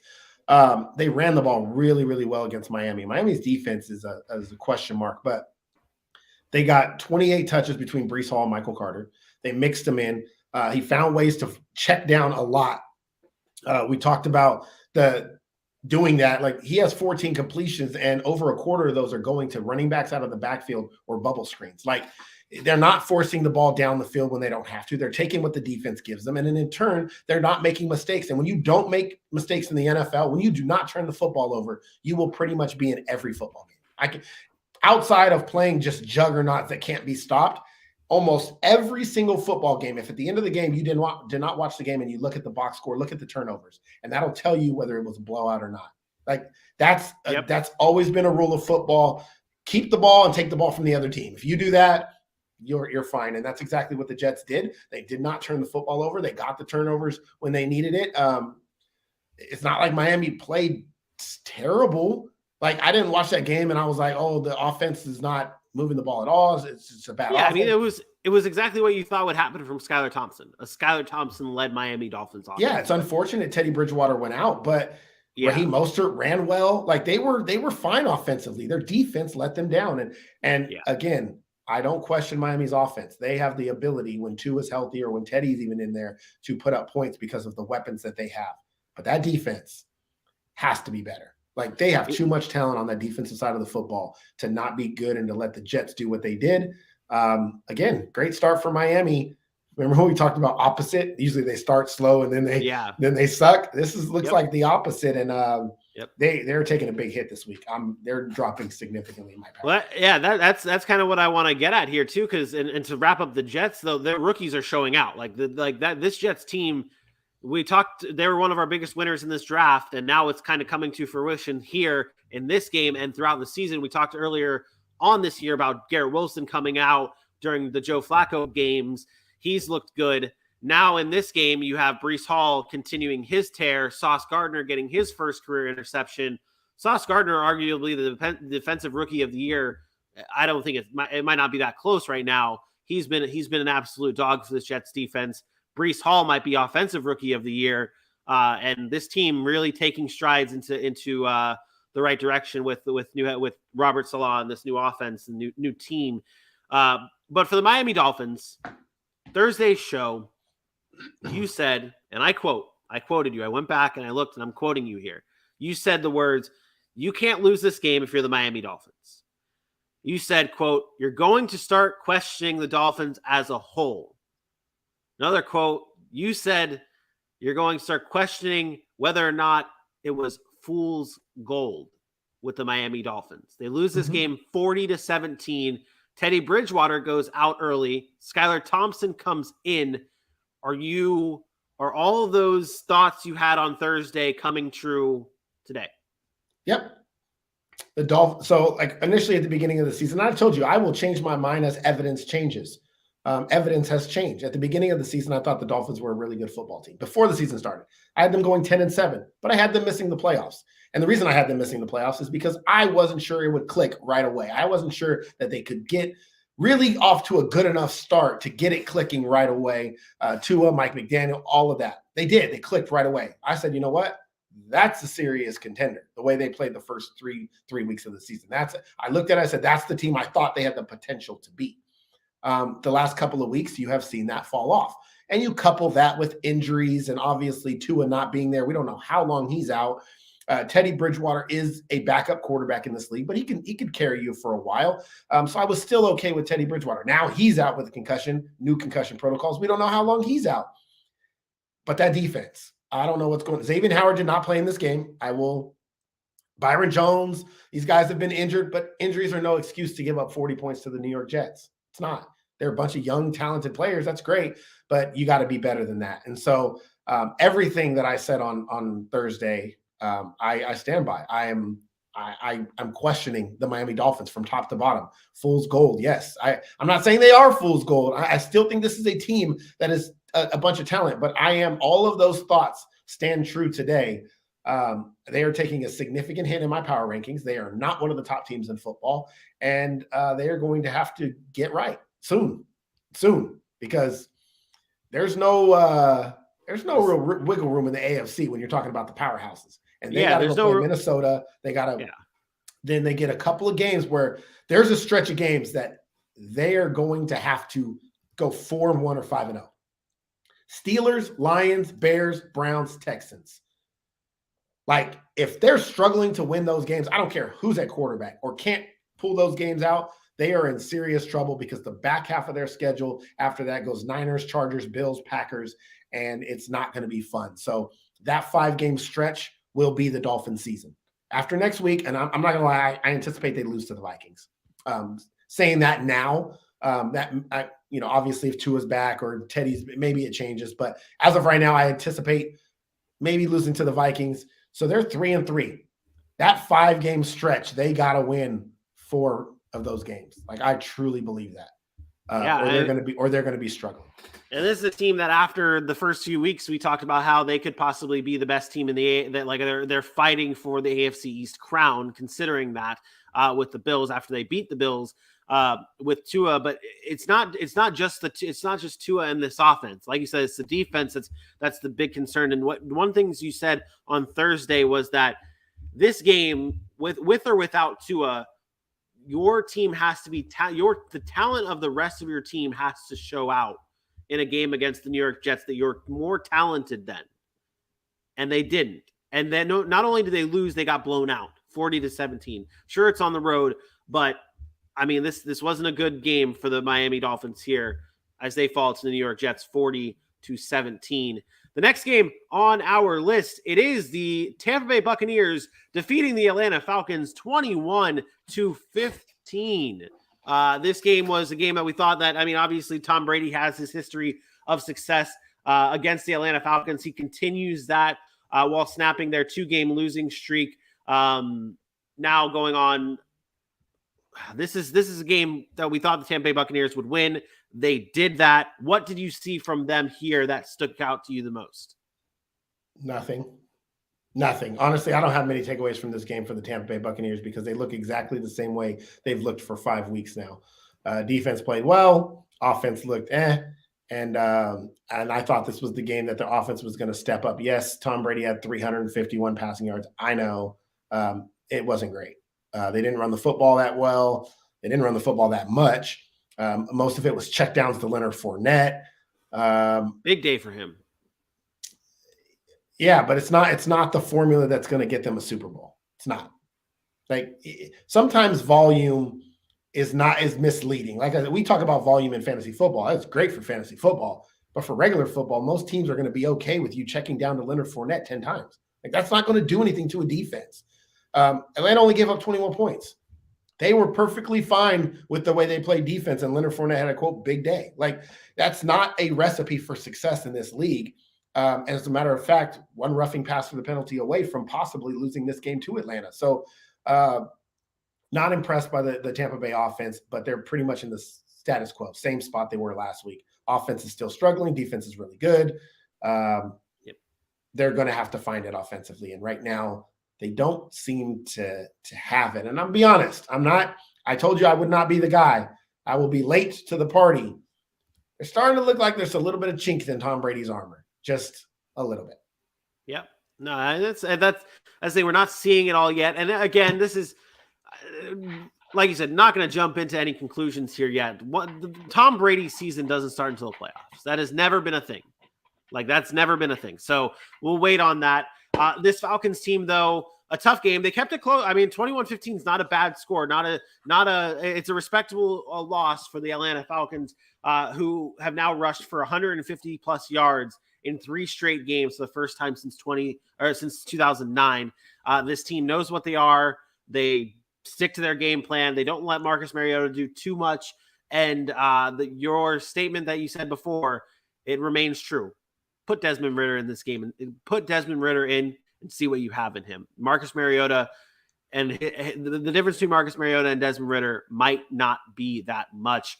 But the Tampa Bay Buccaneers do defeat the Atlanta Falcons 21-15. The next game on our list, it's the Tennessee Titans defeating the Washington Commanders 21-17. And Aaron, I'm going to say it. I'm going to do it.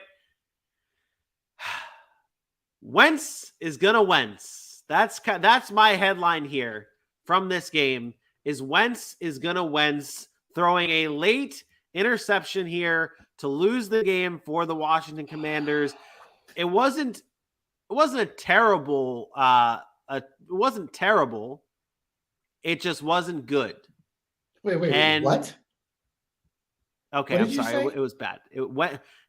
Wentz is, let me rephrase everything here. Wentz is going to Wentz. Throws this last minute interception here to lose to the Tennessee Titans. This is it. This is what you get from Carson Wentz, right? This is it. This is everything. Can you start the play over again? I don't need to see all the celebration. I want this play to start again. I wish we could pause it. We can. What in the hell is Carson Wentz doing? You go on. I'll get a lift. I'll get it for you. Look. I've said this a number of times. I'm gonna be real honest. I'm gonna be very transparent with people right here. I knew the Tennessee Titans had a poor pass defense. Matter of fact, I played Carson Wentz in a DFS play. Him and Terry McLaurin, a little tag team action. Should have been Daimi Brown. But I knew he would have a good day. And he did. For the most part, he had a good day. You look at the numbers. I say it all the time. Numbers are great. 25 of 38, completing, 350 plus yards, 2 touchdowns. But the one play you cannot make, first of all, they talk about this all the time when you're near the end zone. Look at how many defenders. Look at the defenders on the Tennessee Titans defense. This is a perfect snapshot. You have 3, 4, 5, 6, 7. You have 8 defenders standing on the goal line or within 2 yards of that end zone. And where does he choose to throw the ball? Right at the end zone line. You have 8 defenders in that area, and look at the route concepts. What is he doing? Can you rewind it just a little bit? So the play here really is that top half receiver, that tight end going on that out route over there. That's 87 up at the top of the screen. That's the only place you're looking here, or you're waiting for that tight end to clear and get to the back of the end zone, the back corner on the left side. Everybody else's route is inside, and you're looking at the defenders. Throw the ball away. I believe there was time left, right? There was plenty of time left. Yeah. It's 3rd and goal. They would have still got another play. Throw the ball away. Throw the ball away. What do you roll out, throw it away, or roll out and run it in yourself? I don't know anything but throw the ball right into triple coverage. First of all, terrible job by Terry McLaurin for clearing that linebacker. He just got punked off the line of scrimmage. Oh my God, I can just break down this whole play. But anyways, Carson Wentz is going to Carson Wentz. This is what he is. This is what he is. Wentz is going to Wentz. Move on. Sam Howell, Tyler Heineke, I don't care who it is. I don't care if you call Cam Newton, call Ron Rivera, you might as well. Anybody but Carson Wentz if you want to win. That's it. That's all I got. Wentz is going to Wentz. Yeah. That's what it was. And it was a good day. I mean, it was a good day outside of, I don't even want to say it was a good day. The 2 receptions. It was. That is a dime. That is a dime that is a quarterback that has all the ability in the world to throw a dime. These are the throws, perfect throw. These are the throws Carson Wentz can make. It's here. This is Carson Wentz's problem. It's his head. It's not his ability. It's his head. He can't get out of his own way. Yeah. No, and then they lost this game because of it. And this is exactly what happens with your Carson Wentz-led teams. This is exactly what happens. On Tennessee Titans side of things, though, they do pick up the win. They are now in the lead in the AFC South. They are the first place team in the AFC South. Titans fans, come back out of the woodworks. I'm not sure if you're back. I'm not sure if the Titans are back. No. What do you mean not sure? Keep them in the woodwork. We don't want to hear from them. Vinny, they're not doing anything we haven't already talked about. Derrick Henry runs the ball. Derrick Henry runs the ball. Derrick Henry runs the ball. Titans win. Titans win. Regular season. Titans wins. Playoffs. Derrick Henry runs the ball, gets 2 yards to carry. Titans lose because Ryan Tannehill sucks. That sums up the Tennessee Titans season. We don't need to talk about any more Tennessee Titan games. I just gave you the outlook of their season. That's exactly what it is. That is what they are going to be. They are going to win 9 or 10 games. They'll probably win the division because the Colts suck and the Jaguars can't beat the Texans. But come playoff time, they will run the ball, a brick wall, and Ryan Tannehill can't win. They lose, and we're here all over again next year. I wanted to point out something, and I didn't even tell Tyler to cut this type of B-roll, but this is something that's a little different from what I've seen from the Titans in the past that I wanted to point out, and I'm happy to do so. You keep saying that, but it's not. It is. They're getting their running backs more involved just outside of the handing the ball off to Derrick Henry. Dontrell Hilliard's getting involved in the passing game, and really Derrick Henry is getting involved in the passing game, and that's good for the Tennessee Titans. That's what I wanted to point out. I'm not saying the Titans are great. No, it's nothing different than the past. Where are you getting this? Because it's more successful than the past? Because Derrick Henry's not dropping the ball this year? What is I don't know.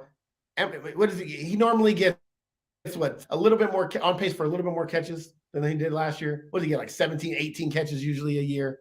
He had one game where he had 5 catches. That was amazing.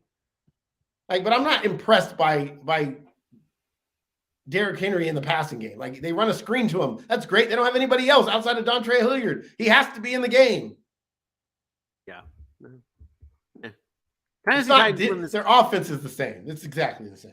Titans win this game 21-17. The next game on our list is the Jacksonville Jaguars falling at home to the Houston Texans 13-6. Very disappointing game for the Jacksonville Jaguars offense here. Trevor Lawrence didn't look great. Houston Texans continue to dominate Jacksonville, now winning, I believe it was 9 straight games against the Jacksonville Jaguars. What did you see in this game? What are your takeaways from the Jacksonville Jaguars side of things? A team that you moved up to 13 in your power rankings. You were high on after the performance against Philadelphia and after the performance against Chargers and Colts. Is this now? I don't want to like instant react to things. I don't want to overreact to things, but the Colts now have looked bad in every game they've played this season. The Jaguars pump them.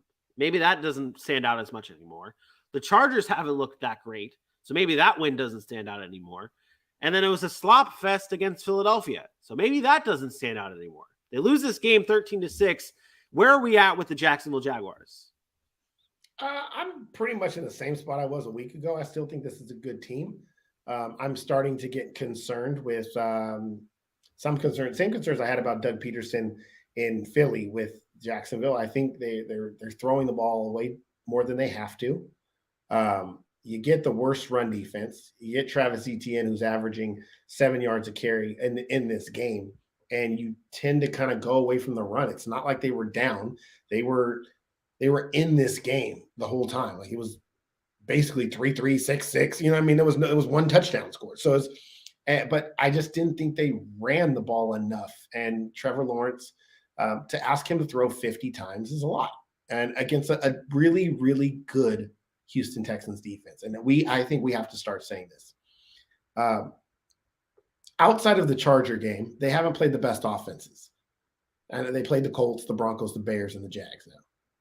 But those bad offenses that we call are decent to bad offenses, bad to decent offenses, they have basically like locked them up, like not allowed anything. And I think, and they're young and they're scrappy and they're talented. And I think there's something to be said about what Lovie Smith has brought to that defense, who was not very good in the past. So I think that had a lot to do with it. Playing in the division has a lot to do with it. So I'm less concerned about Jacksonville maybe than most people today. I still think they're a good football team. I think they're young, though. And we talked about this. Being young, you're going to lose games like this. You're going to lose division games when your back's against the wall, got some adversity. I think people are so quick to see a team, they're 13th in the power ranking. They got to win every game now. They got to beat every bad team, every bad football team they play. No, this is NFL. It's division football. It happens. It's tough that they lost at home the way they did, but I will say this: like they'll move in the power rankings because they did lose the game, but it won't be like, oh my God, they're with the 13th best team and now they're 24 because they lost to the Texans. Like that's not the way I view football. They just didn't have things go their way yesterday, and it was a tough loss. Yeah, Trevor Lawrence in this game did not look too great, though. 25-47, 286 yards and 2 interceptions. This game for the Jaguars, I thought, was a very young game. Like the youth of the Jacksonville Jaguars really showed out in this game with the bad penalty from Trayvon Walker late in the game that turned to be pretty costly. It was a roughing the passer call where he just threw down Davis Mills on a dead play. And obviously he doesn't see that as a dead play, but you still don't do what you did. And that hurt them. That moved Houston up a lot. And then not being able to stop the run when it matters. Dameon Pierce had a good day on the ground, 99 yards, a touchdown on 13 carries. It's a good day for Dameon Pierce, who continues to look good for Houston, but a sign for the Jaguars that's got to stand out. I do want to point out, because I've heard the criticism of Trevor Lawrence today and a number of times, what's considered a stupid mistake. And there's an interception that Trevor Lawrence threw in the end zone. Yep. And a lot of Jaguars fans are going to look at that and say it was a stupid mistake. It wasn't actually a Trevor Lawrence mistake. And I could go into why it's not a mistake. It was actually the right throw. Was it the Derek Stingley interception? I think that's who intercepted in the end zone. Yep. So for the average fan, you're going to be like, why do you throw that? That's a terrible mistake. If you watch the play, and they gave you the perfect view when they showed it behind Trevor Lawrence, anytime a defender's back is to you, watch what the great quarterbacks do. That is Tom Brady. What is happening? Why can I not get this up? Hold on. Continue.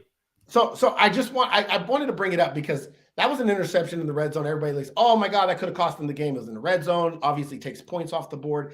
It was actually the right throw. The result was bad, but the throw, you're only doing two things in that situation. You're either throwing it away or you're throwing it to the guy who's defender who's in front of him. His back is turned. The back's turned. So, right. So when he starts to throw that ball, look at Derek Stingley's back.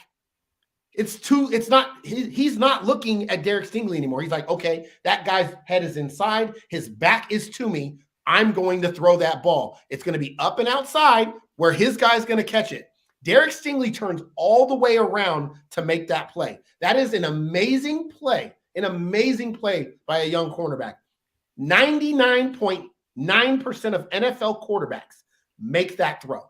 It's the oldest thing in the book. Is a defender's back is to you, you make that throw. That Derek Stingley turns all the way around to make that interception. It's quick, it's fast, but when Trevor Lawrence makes that decision, Derek Stingley is not looking at him. His head is actually inside, which means he's probably looking at that receiver right there. By the time he turns around, it's usually too late.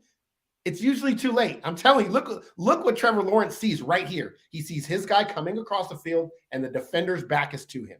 Yeah. That's a throw most quarterbacks will make. And Derek Stingley deserves all the credit, but for people to say that's a terrible interception, you're not understanding the concepts of a football play and what the windows they have to throw into are for an NFL quarterback. That is the type of decisions you have to make. He could throw that away. You're absolutely right. He could throw that away and live to play another day. But most quarterbacks, back of a defender is making that throw. We see it with Mahomes, Stafford, Allen, Rodgers, Brady, Breeze, Manning, all of them do it because the defender has no eyes in the back of his head. Stingley happened to have some eyes in the back of his head. So he's a good cornerback. And I wanted to make that. That's a tough play for him to be running one way, turn, and then turn all the way around to make that play. That is very, very that's a tough play. Yeah, and people are very, very quick to overreact to Trevor Lawrence, and it's comical. It's not just Trevor Lawrence, though.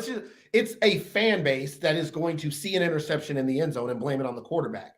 But I'm telling you, it's a fan base that, like you call me out on all the time, it's a fan base that's very emotional, and after a lot of bad quarterback play in the past, they are still harped on that and can't get past that we finally do have a quarterback with this is the most talented quarterback the Jacksonville Jaguars have ever had.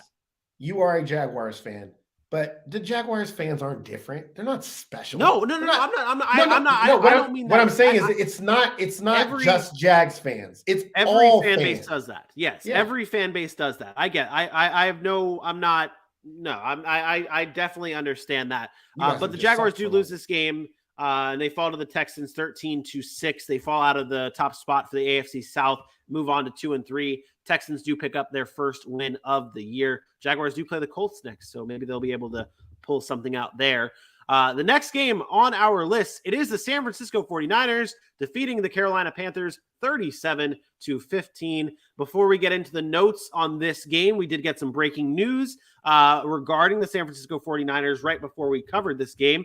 Cornerback Emmanuel Moseley does, in fact, have a torn ACL and will be done for the rest of the season. So big loss in the secondary for the San Francisco 49ers, who did pick up the win against Carolina Panthers 37-15. The other news we got before the show before this recap was that Matt Rule has been fired from the Panthers, and they will now move on to Steve Wilks. So much news coming out about these two teams in just one game. This is incredible. Finding a place to start is the tough part, but there is, I guess, one spot to start at. It's the 49ers just coming in and taking care of business against the Panthers, right? What did you think of the 49ers performance? I think it was expected. We talked about what they would do defensively against Carolina and Baker Mayfield, and their ability to run the football and be physical. And Carolina actually had some chances. This game got away from them late, but there were multiple chances for the Carolina Panthers to keep this game close and actually have a chance to win. You can look at the final score and think the 49ers dominated them the entire game, but I want to say it was 24-12. Actually, it was 17-10 at one point in time in the third quarter, and then it just kind of got away from Carolina. They kept dropping back to throw the football. Let's just be honest. It's getting old, man. The Baker Mayfield, it's getting old. Baker Mayfield's got to go. Sam Darnold, I don't care who it is. PJ Walker should play. Baker Mayfield is not a starter in this league. He's not. He couldn't do it in Cleveland. He's not doing it in Carolina. He's happened to make people worse. DJ Moore, Robbie Anderson, guys that have had some success in this league, he's made them somehow less successful. I don't like his demeanor. I don't like his hero complex. That's really the story of the Carolina Panthers. The 49ers did what they did. They were physical. They ran the ball. They played well. Jimmy Garoppolo did what Jimmy Garoppolo does. There's not much takeaways from the 49ers. They are a good football team. They're disciplined. Their defense is one of the best in the league. They are the 49ers. They're a top team. They're going to be in the playoffs. They're going to be somebody that makes a run. But Baker Mayfield's got to go. Yeah, and this game is very straightforward. The 49ers offense looked good. They did what they had to do in this game. Jimmy G, 18 of 30, 253 yards and 2 touchdowns. Jeff Wilson Jr., obviously a big part of this game, 17 carries, 120 yards, and a touchdown. Very simple, very straightforward offense from the Niners with Kyle Shanahan. Run the ball, let Jimmy G do what he has to do, win football games. They do it here, 37-15. Big changes, though, for the Panthers now moving on from Matt Rule and Baker Mayfield. Do you want to do not a breaking news segment on that, but while we're doing this, talk about the impact of losing Matt Rule is for, what that means for the Carolina Panthers? I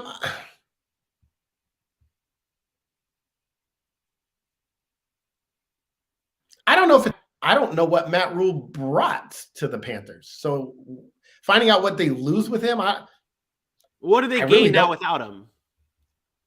Nothing. I don't, because it's not like they've replaced him with Sean Payton. It's not like they've replaced him with a coach that we have trust in. Like Steve Wilkes is a defensive minded guy, right? So I guess it would be more about who's going to be in charge of that offense now. So maybe that's the bigger conversation. If you want to have that, as far as is this something that Joe Brady now does something different? Maybe he had or Ben McAdoo, does something different because now he's put in charge. I don't know. I guess that would be my question. Is Ben McAdoo going to do something different than they've done before? Maybe he wasn't the one that was getting the pull, or maybe it was Matt Rule saying, hey, this is what we're going to do offensively. And now Ben McAdoo can say, I didn't really want to do that. This is what I want to do. One thing I will say, though, I'm excited for Christian McCaffrey if that's the case, because and I'm excited. I'm excited for DJ Moore. Maybe there's some changes in this offense for DJ Moore too. Damn it, that's what I want to see. But all right, Panthers lose this game 37-15 to the Niners. The next game on our list that we are covering here, it's the Dallas Cowboys taking down the Los Angeles Rams 22-10. Oh boy, here we go. It's going off. The Rams only 10 points in this game and did not look good.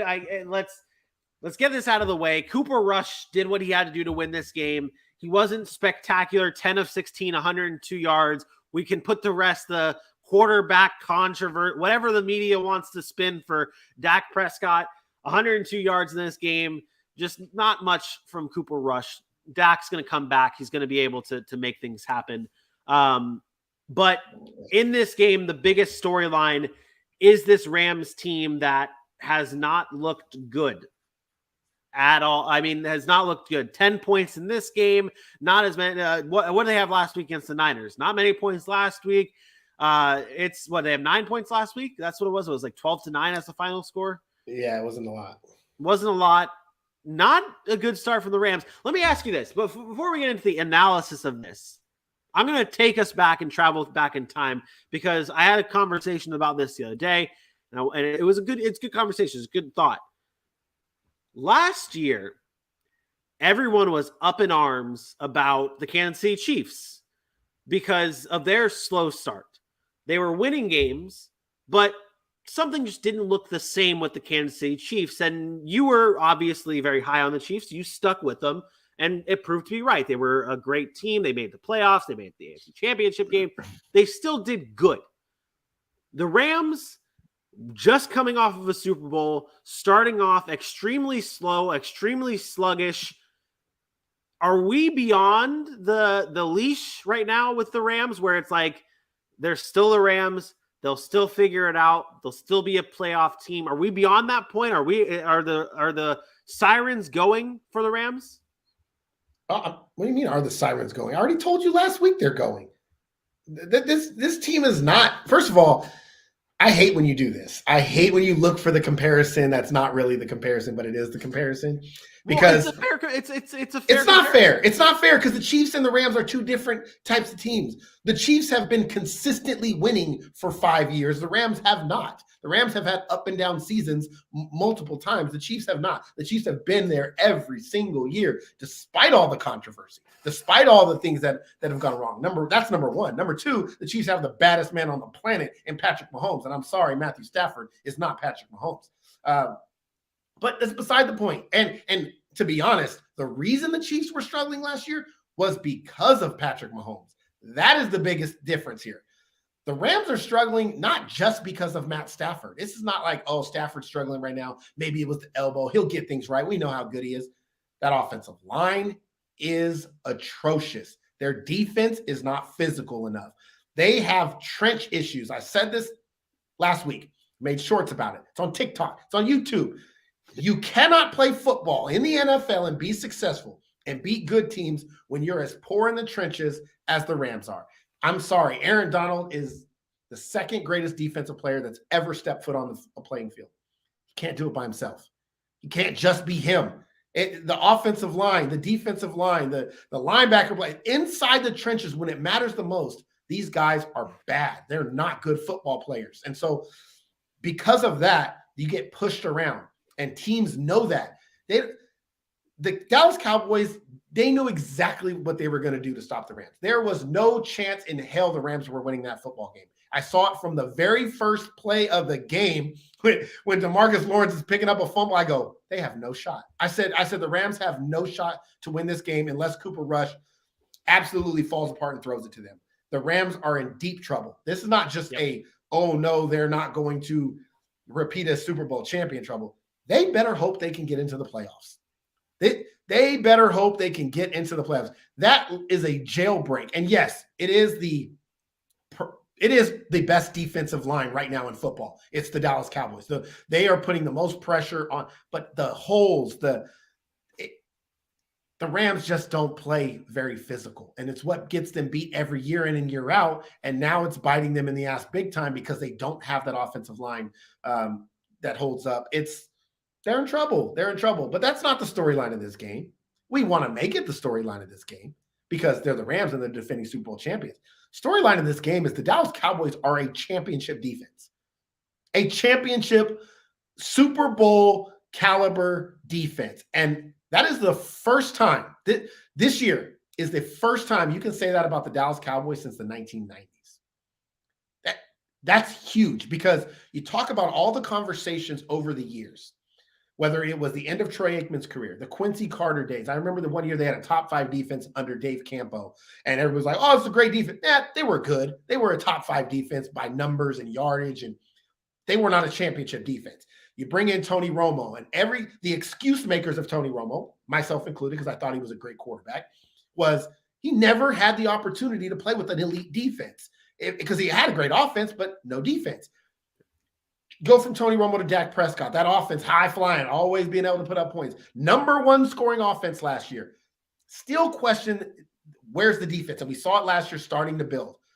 This defense right here, Diggs, Anthony Brown included, all the haters of Anthony Brown playing out of his mind. The safety play, the linebacking play, the defensive line. This is a championship defense. Now, Dak Prescott, the Dallas Cowboys, Mike McCarthy, Kellen Moore. That's it. They don't get no excuses. I've That's always it. made excuses for guys that it's a team game.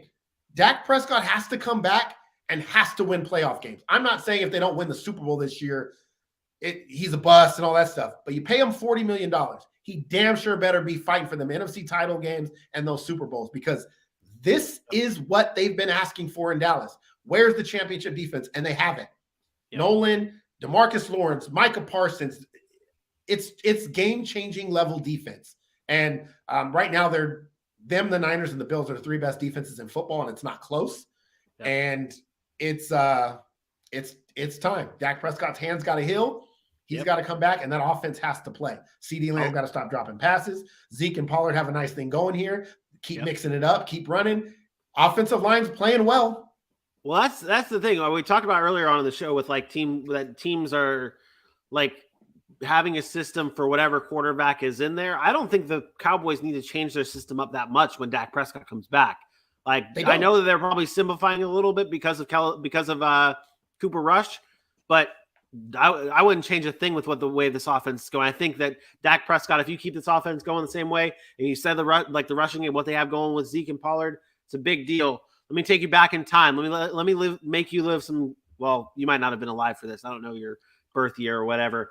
But this is the first time since 1972 that the Cowboys have held each of their first 5 opponents to under 20 points per game, or 20 points.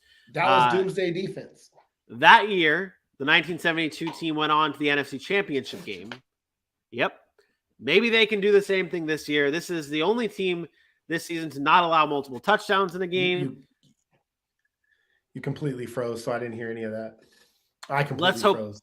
Let's hope that they can do this again. This Cowboys defense, only team to not allow multiple touchdowns in a game, only allowing 14 total points per game. It's a pretty good recipe. If you're only giving up 1 touchdown a game, you got a great shot to win games. Yeah. Can you hear that? It's faint.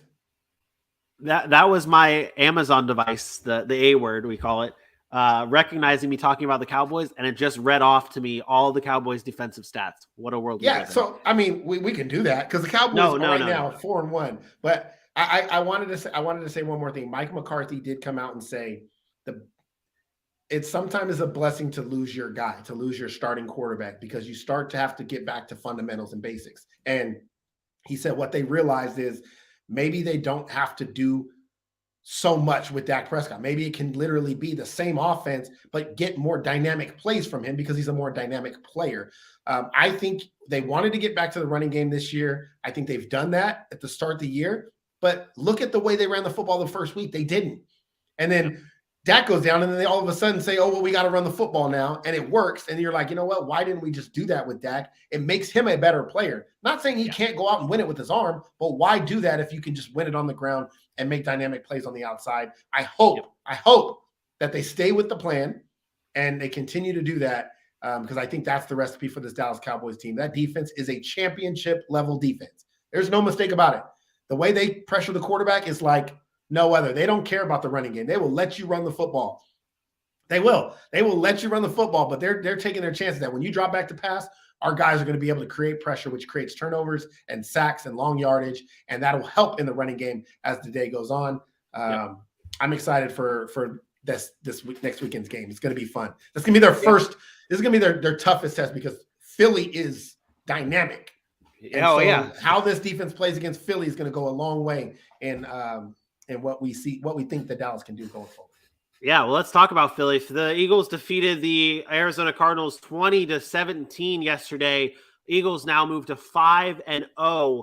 Cardinals to 2-3. This game comes down to a last-second missed field goal by the Arizona Cardinals, and a very odd sequence. Let's take you back through it. Kyler Murray on 2nd and 10 has this rushing play, goes for the slide, does not pick up the first down, and then proceeds to, on 3rd down and 1, spike the ball. Now, there were some reports coming out that there was no clear communication between Kyler and maybe like the scoreboard, or him and Cliff Kingsbury, that he was not aware that he didn't pick up the first down. So he spikes the ball on 3rd and 1, doesn't pick up the first down. They now leave it to Matt Amendola, the kicker, who is now on his 3rd team this season, and they missed the field goal. They dropped this game 20-17 to the Eagles. The Eagles remain undefeated. But the Cardinals, another game where it seems like they have it, but they don't have it. They kept it close, but they lose in the end. What is going on with the Arizona Cardinals? And take us through your thoughts of the way this game ended. I'm going to answer your second question first. I'm going to talk about the way the game ended. That blame can go around. It could be on Kingsbury. It could be on Kyler. I'm sorry, Kyler Murray. You're a little dude, and I know you didn't want to take the hit there, but you got to dive head first there. You have to be sure you got the first down. Simple as that. You're making a football play. That football IQ is everything, right? You're the quarterback. Instead of sliding here, go ahead first or get tackled, like run, stay up and get tackled. Like you have to know down and distance. That's situational football that quarterbacks have to know. That's a huge play there. But it's also just as big, and I don't know if they had any timeouts left. I don't believe they did. But if you don't have any timeouts left, whoever that player is that's closest to the sideline, whoever that sideline has to be yelling, tell Kyler not to spike it. Like you have to find a way to make that happen.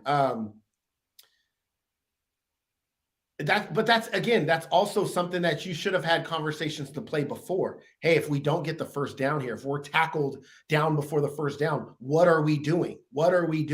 And those are coaching and just quarterback mistake there at the end of that game. Second, I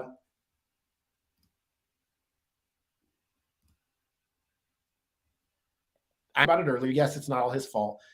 They showed his pregame kicks, and every pregame kick he missed to the right side. Every one of them, all of them. Like they were saying how he struggled in pregame, and they were all missing to the right, missing to the right, missing to the right. You're a professional kicker. Do you not make an adjustment? Like, can you not? That's like a golfer that's shanking everything, slicing everything to the right, and then not making an adjustment and expecting a different result. So there is blame to be put on the kicker for not making an adjustment. You miss left there, if anything. You overcompensate. You know what I mean? Yeah. Like, you cannot miss you've missed the entire day, and you know it. You've missed it's dome. Kicks. There's no win. 10 kicks they said he missed in pregame, all to the right side. Like, you have to – that's got to be in your mind, and you've got to just overcompensate. If you miss it, you better hook that shit to the left. That's that one. But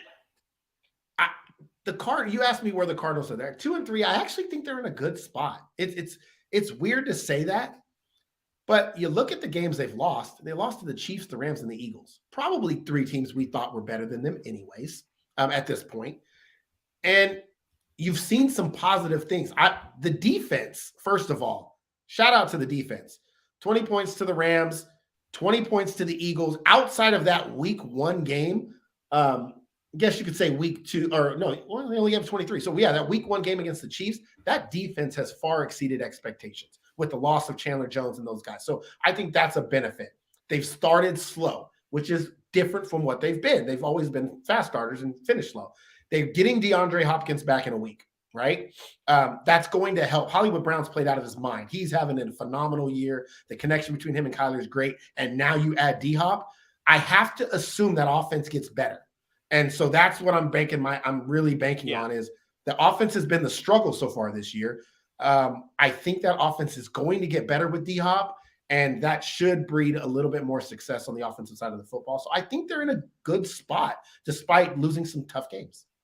Yeah, I think something we'll hear with the Arizona Cardinals that I brought up on their previews is they're slow starts, and I think that's what's ruining them right now.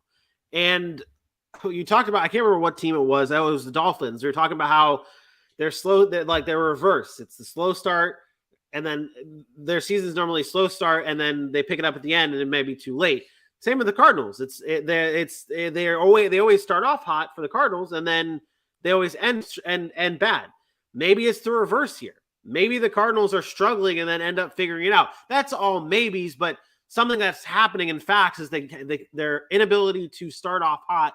And that's something I do think, and I'm on board with you when you take a look at like what the Cardinals are doing. That's something that they could possibly figure out. But it comes down to Cliff Kingsbury earning the contract that he got and proving that they can figure it out and make the adjustments, because that's what separates the good coaches from the great coaches, is the ability to adjust and assess what's happening and fix it. They're adding D-Hop in there, adding a new layer to this offense. That's going to be very good news for the Cardinals. The Eagles, though, start 5-0, the third team in Eagles history to start 5-0. The last time they started this hot, 2004. Guess what happened for the Eagles that year? They went to the Super Bowl. Not saying that they're going to go to the Super Bowl this year, but they're off to a hot start. Is it all coming together for the Eagles right now? Are you seeing what you wanted to see from the Eagles, or is there still something left that you're wanting to see? I think they're winning games. And I'm not, like I said, I'm pretty high on the Eagles right now. I think they're winning games. They're finding ways to pull games out, and despite whether they look good, look bad.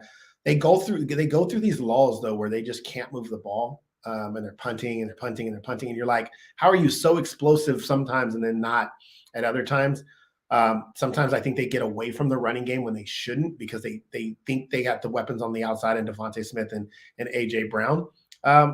But so far, yeah, I'm seeing what I've wanted to see from Philly. I think the true test for Philly is going to come when they play the good teams, when they play the teams that we all think for sure going to be in the playoffs and for sure could make some deep playoff runs.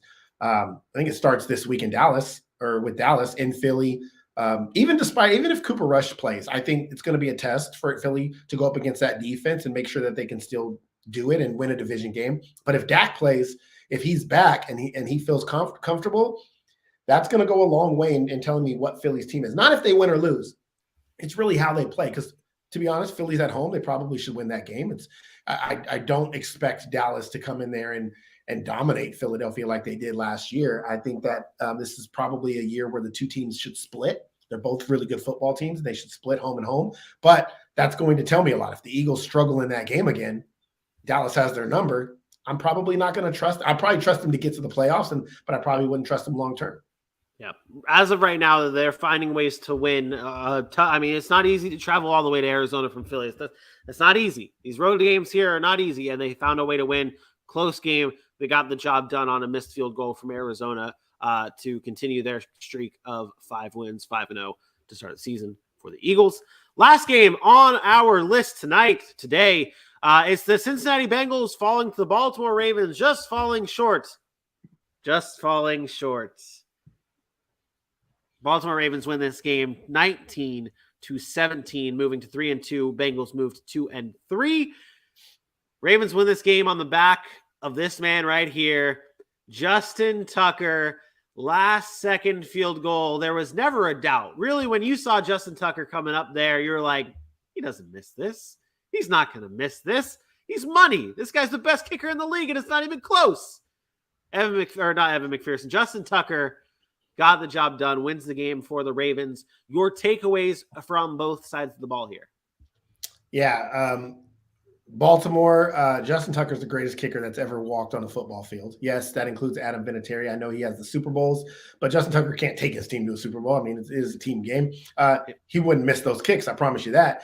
The man is made his last 60 now. His last 60 fourth quarter and overtime field goals. Do you realize how insane that is? Like he is the kicking Patrick Mahomes. He is the greatest kicker that's ever played football. So that's number one. He's nails, he's money, he knows it, he's confident, he's cocky. I like it. Lamar Jackson is needing to get paid. I can't express what this man does to win football games despite the lack of talent on that offense. And I'm going to say it, they lack talent on that offense. Mark Andrews is great. J.K. Dobbins had a nice little day.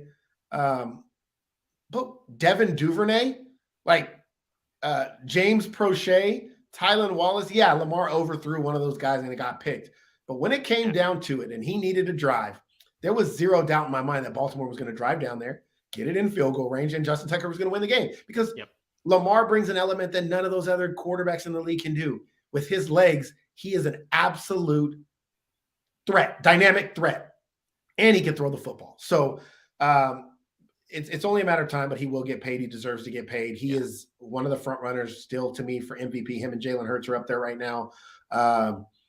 Patrick Mahomes, obviously Josh Allen, those guys are front runners right there for MVP. And then the third takeaway, this is not from the Baltimore side. This is from the Cincinnati side.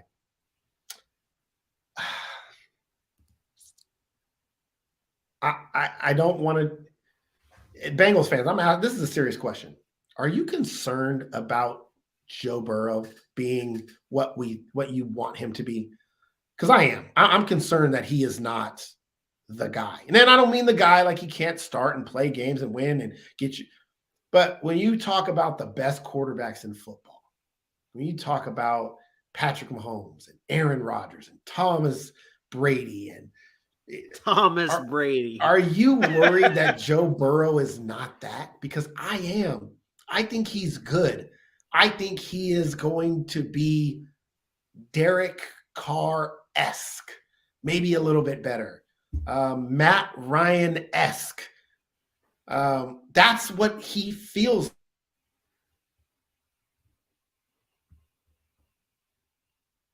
like. He came out after the game and he says, well, it's hard to really get plays down the field when they're playing defense that way. Okay. Find another way to win. Find another. The defense changed their strategy against you because you torched them last year. Find another way. Check the ball down. Get the ball in your playmaker's hands. You have arguably the best receiving core in football. Be better. Like, I didn't want to hear that. Like, I don't know. Like, I felt like if one of those leaders, real Patrick Mahomes, Aaron would have came out and said, I got to be better. I got to find ways to figure out this defense. And it just doesn't look right. Even last year, like they went on that hot stretch. He went for 400 and 500 in those games, but I never fully trusted Joe Burrow as that franchise Josh Allen taking that next leap. He reminds me a lot of Matt Ryan. That's Matt Ryan, but mobile. Like, I don't know, but a little bit moves a little better. Like, I always feel like he's going to be on the cusp of, he's in the conversation. He's in the conversation. Like, yeah, I don't know. I know I'm a hater. I know I'm a Bengals fan, hater, and all that. That's not what it's about. It's literally just watching him play football. I don't see special. I don't. Yeah. And I mean, you talk about how he was like, you're not going to win games like that. His direct quote, I was able to pull that up here for the quote from Burrow. He says, there's just nothing down the field. If teams are going to play us like they did today, in talking about the Ravens, the way they played, Joe Burrow in this game was not special. Joe Burrow averaged the fewest air yards per attempt in a game in his career and was actually blitzed at the lowest rate in a game in his career. He did not complete his only deep attempt in the game as well. This was nothing great from Joe Burrow in a game where you needed it. But I will say this. You brought up Lamar, and I didn't think Lamar had that great of a game to start, at least. He finished strong. But you brought it up, the interception that he had, and then he missed a few guys, bad throws from Lamar. And even Collinsworth called it out. He was like, this is the first time all season we've seen Lamar make those or have those types of throws where he's just not connecting. And every quarterback has those games. Everyone has those games. But what matters is, and what the difference between Lamar and what Joe Burrow did in this game was, Lamar finished the job. Lamar got his team down there for victory and took care of business when it mattered. Well, so did Joe Burrow, mind you. I mean, they did go down the field and score to win the game. Like, they did. But fair. The difference is when Joe Burrow doesn't play well throwing the football, when he doesn't throw the football well, that's it. It's a bad game. It's a bad game. It's over. Doesn't matter. Joe Burrow didn't play well. When Lamar Jackson doesn't throw the ball well, who cares? He's a running back. Because he can do so many other things. Like, he creates so much. He is that team. He is that offense. If there is ever a definition of value, he is the most valuable piece because he does everything. His bad game throwing, because he didn't have a great day throwing the football, but it didn't matter because he can do so many other things to create opportunities for other guys, to extend plays, to then run, like open lanes for J.K. Dobbins and Kenyon Drake. True value comes from Lamar Jackson. And Eli Apple couldn't guard Devin Duvernay, but it's okay. 58 yards rushing for Lamar Jackson in this game. He crossed over the 4,000 rush yard mark for his career. He became the fastest quarterback to do so in NFL history at just 63 career games, 24 games faster than any other player in NFL history. Michael Vick was behind him. He reached 4,000 in 87 games. Lamar does it in 63. Excuse me. Sorry, I had to sneeze. Okay. But that does it, though, for the Ravens defeating the Bengals 19-17. Again, the Bengals move to 2-3, and the Ravens move to 3-2. That does it for our Week 5 Sunday recaps. Lots of football to cover. Lot of football to talk I think we about. actually broke our record. As long as this show seemed, we still did it under 2.5. All the other ones have been 2.5. Yeah, and my family is so mad at me right now. Like, it's not even funny how mad at my family is at me for the length of show that we have, and we're not done yet. We're not even done yet, huh? We're not. No, we're not done yet. Why? You know why? Oh, we got to do our DK. We got to do our DK. All right. So, Aaron, I'm going to need you to do me a favor while I get the DK set up. I need you to tell the beautiful people who's watching where they can follow us at. You know where to follow us at. I ain't got to tell you. You know where it is. Head over to that Facebook, Twitter, Instagram, YouTube, TikTok. We're putting out shorts. AJ been clipping them things, getting a lot of views. You know how we do. But like, comment, share. If you want to get in an argument with me, if you think you know what you're talking about, please. I know you guys come in the chat and you guys say stuff and we don't always respond to you because we do have a show to get through. But I see some very disrespectful comments in the chat. I see stuff you guys want to come at me. Come at me. You guys know where to find me. Hit me in the comments. I will respond and tell you why you're wrong. I'll also educate you on the game of football, Bailey, if you want to continue to come at me. But just be sure to tell somebody about the show. Y'all have somebody that that loves football. Just be like, hey, man, these guys do the Sac City podcast. You should check them out one time. Just do that. So let them know. Let them know. Whoa. Tell us. Sorry. Yeah, I'm trying to zoom in and yeah, there we go. All right. So it's time for our Monday Night Football Draft Kings Showdown. We've got a great one tonight between the Las Vegas Raiders and the Kansas City Chiefs. This is one of the better DFS games that we have to choose from. Lots of options to talk about here between the Chiefs and the Raiders. If you are new to the show and new to watching this, we do a daily DFS for the prime time games of Monday Night Football and Thursday Night Football. Aaron, I believe you had the highest rank out of the 100 players that participate in our events this past week. So congratulations to you. There are 100 spots that are open to the public. We post on our social media for you guys to join. See if you can become and see if you can be one of the best. If you get first, if you're one of our listeners and get first on the show, you're going to get something. You're going to get something for doing great. So see if you can do it. See if you can be first in the in our DFS plays. Let's get down to business, though. Let's get down to our picks. This is not what we do. This is not what we normally do in terms of drafting. This is where we just pick our teams. It's straight up. It's Chiefs. It's Raiders. It's this. It's that. One note I want to talk about in this game, Juju Smith-Schuster, who is listed as questionable with a quad and hamstring injury, is expected to play tonight. So he's got that questionable tag. He is expected to play. In other news, another injury report for the last minute of the show. Baker Mayfield suffered a high ankle sprain in Sunday's game. High ankle sprain. Can we stop talking about Baker Mayfield? He's done. Toast. Burnt toast. Burnt toast, Baker Mayfield. All right, let's get down to time it is. You know what time it is. There's only one man on the planet that's worth talking about. Woo! Not even the dog. I thought you were going the dog. No, Patrick Mahomes, baby. Best player in football. Okay. All right. Okay. All right. There you go. Okay. What's your team looking like? I don't know. Yeah, I was debating on who I wanted to be my captain here. Okay. All right. So my captain is Clyde.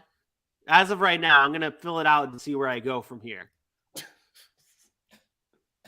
Captain Clyde. Captain Clyde. Man. Captain Clyde. All right. I think I have my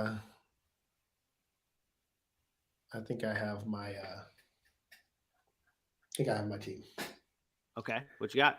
My captain is Isaiah Pacheco. Okay. I have Dylan Carlson. Daniel, Dylan, whatever. It's kicker. I have Derek Carr. Yep. Oh, are you frozen? Travis. Oh, yep. You were frozen. What did you say after Derek Carr? After Derek Carr, Travis Kelce, Patrick Mahomes, and Hunter Renfrow. Okay. Can you run it through one more time? Full all the way Jesus, through. why are you stalling? I'm not stalling. No, I didn't. I honestly don't remember your team because you froze. Isaiah And then Pacheco is my captain. Yep. You said Daniel Carlson. Yes, Daniel Carlson. Daniel Carlson, Dylan, Daniel, same guy. Not Daniel Carlson, Derek Carr, Travis Kelce, Patrick Mahomes, and Hunter Renfrow. Yeah. All right. Why are you copying my team? I'm not copying your team. I don't have the same team. I have Clyde. You have exactly the same team except for Clyde. And this last player that I'm gonna take that you don't have. So yeah, there you go. Yeah, because you only have 2,100. Yeah, well, that's how this is gonna work.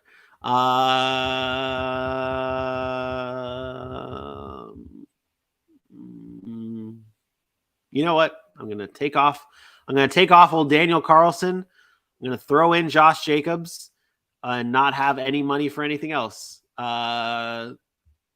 Okay. All right.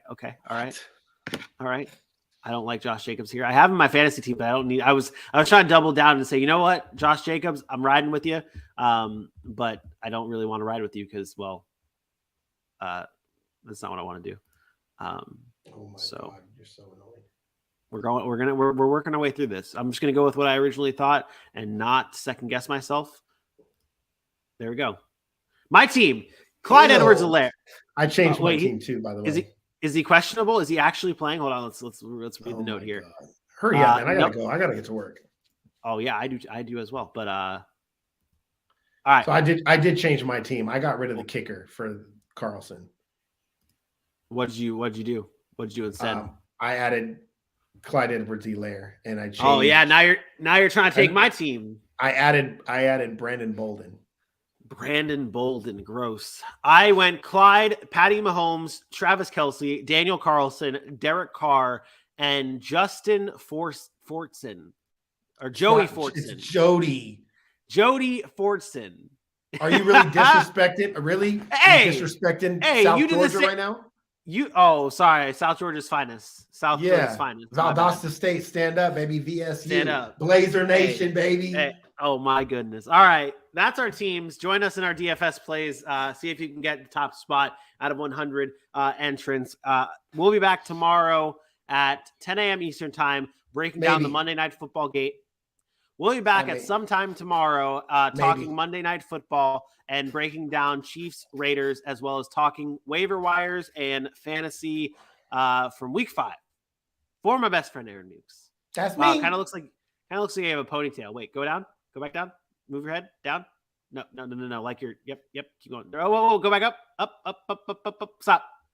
Yep. You'll see it when you clip the video. Look like you have a ponytail with Patrick Mahomes. You're an idiot in the show. For my best friend Aaron Mukes, I am me. We will see you tomorrow. Peace out.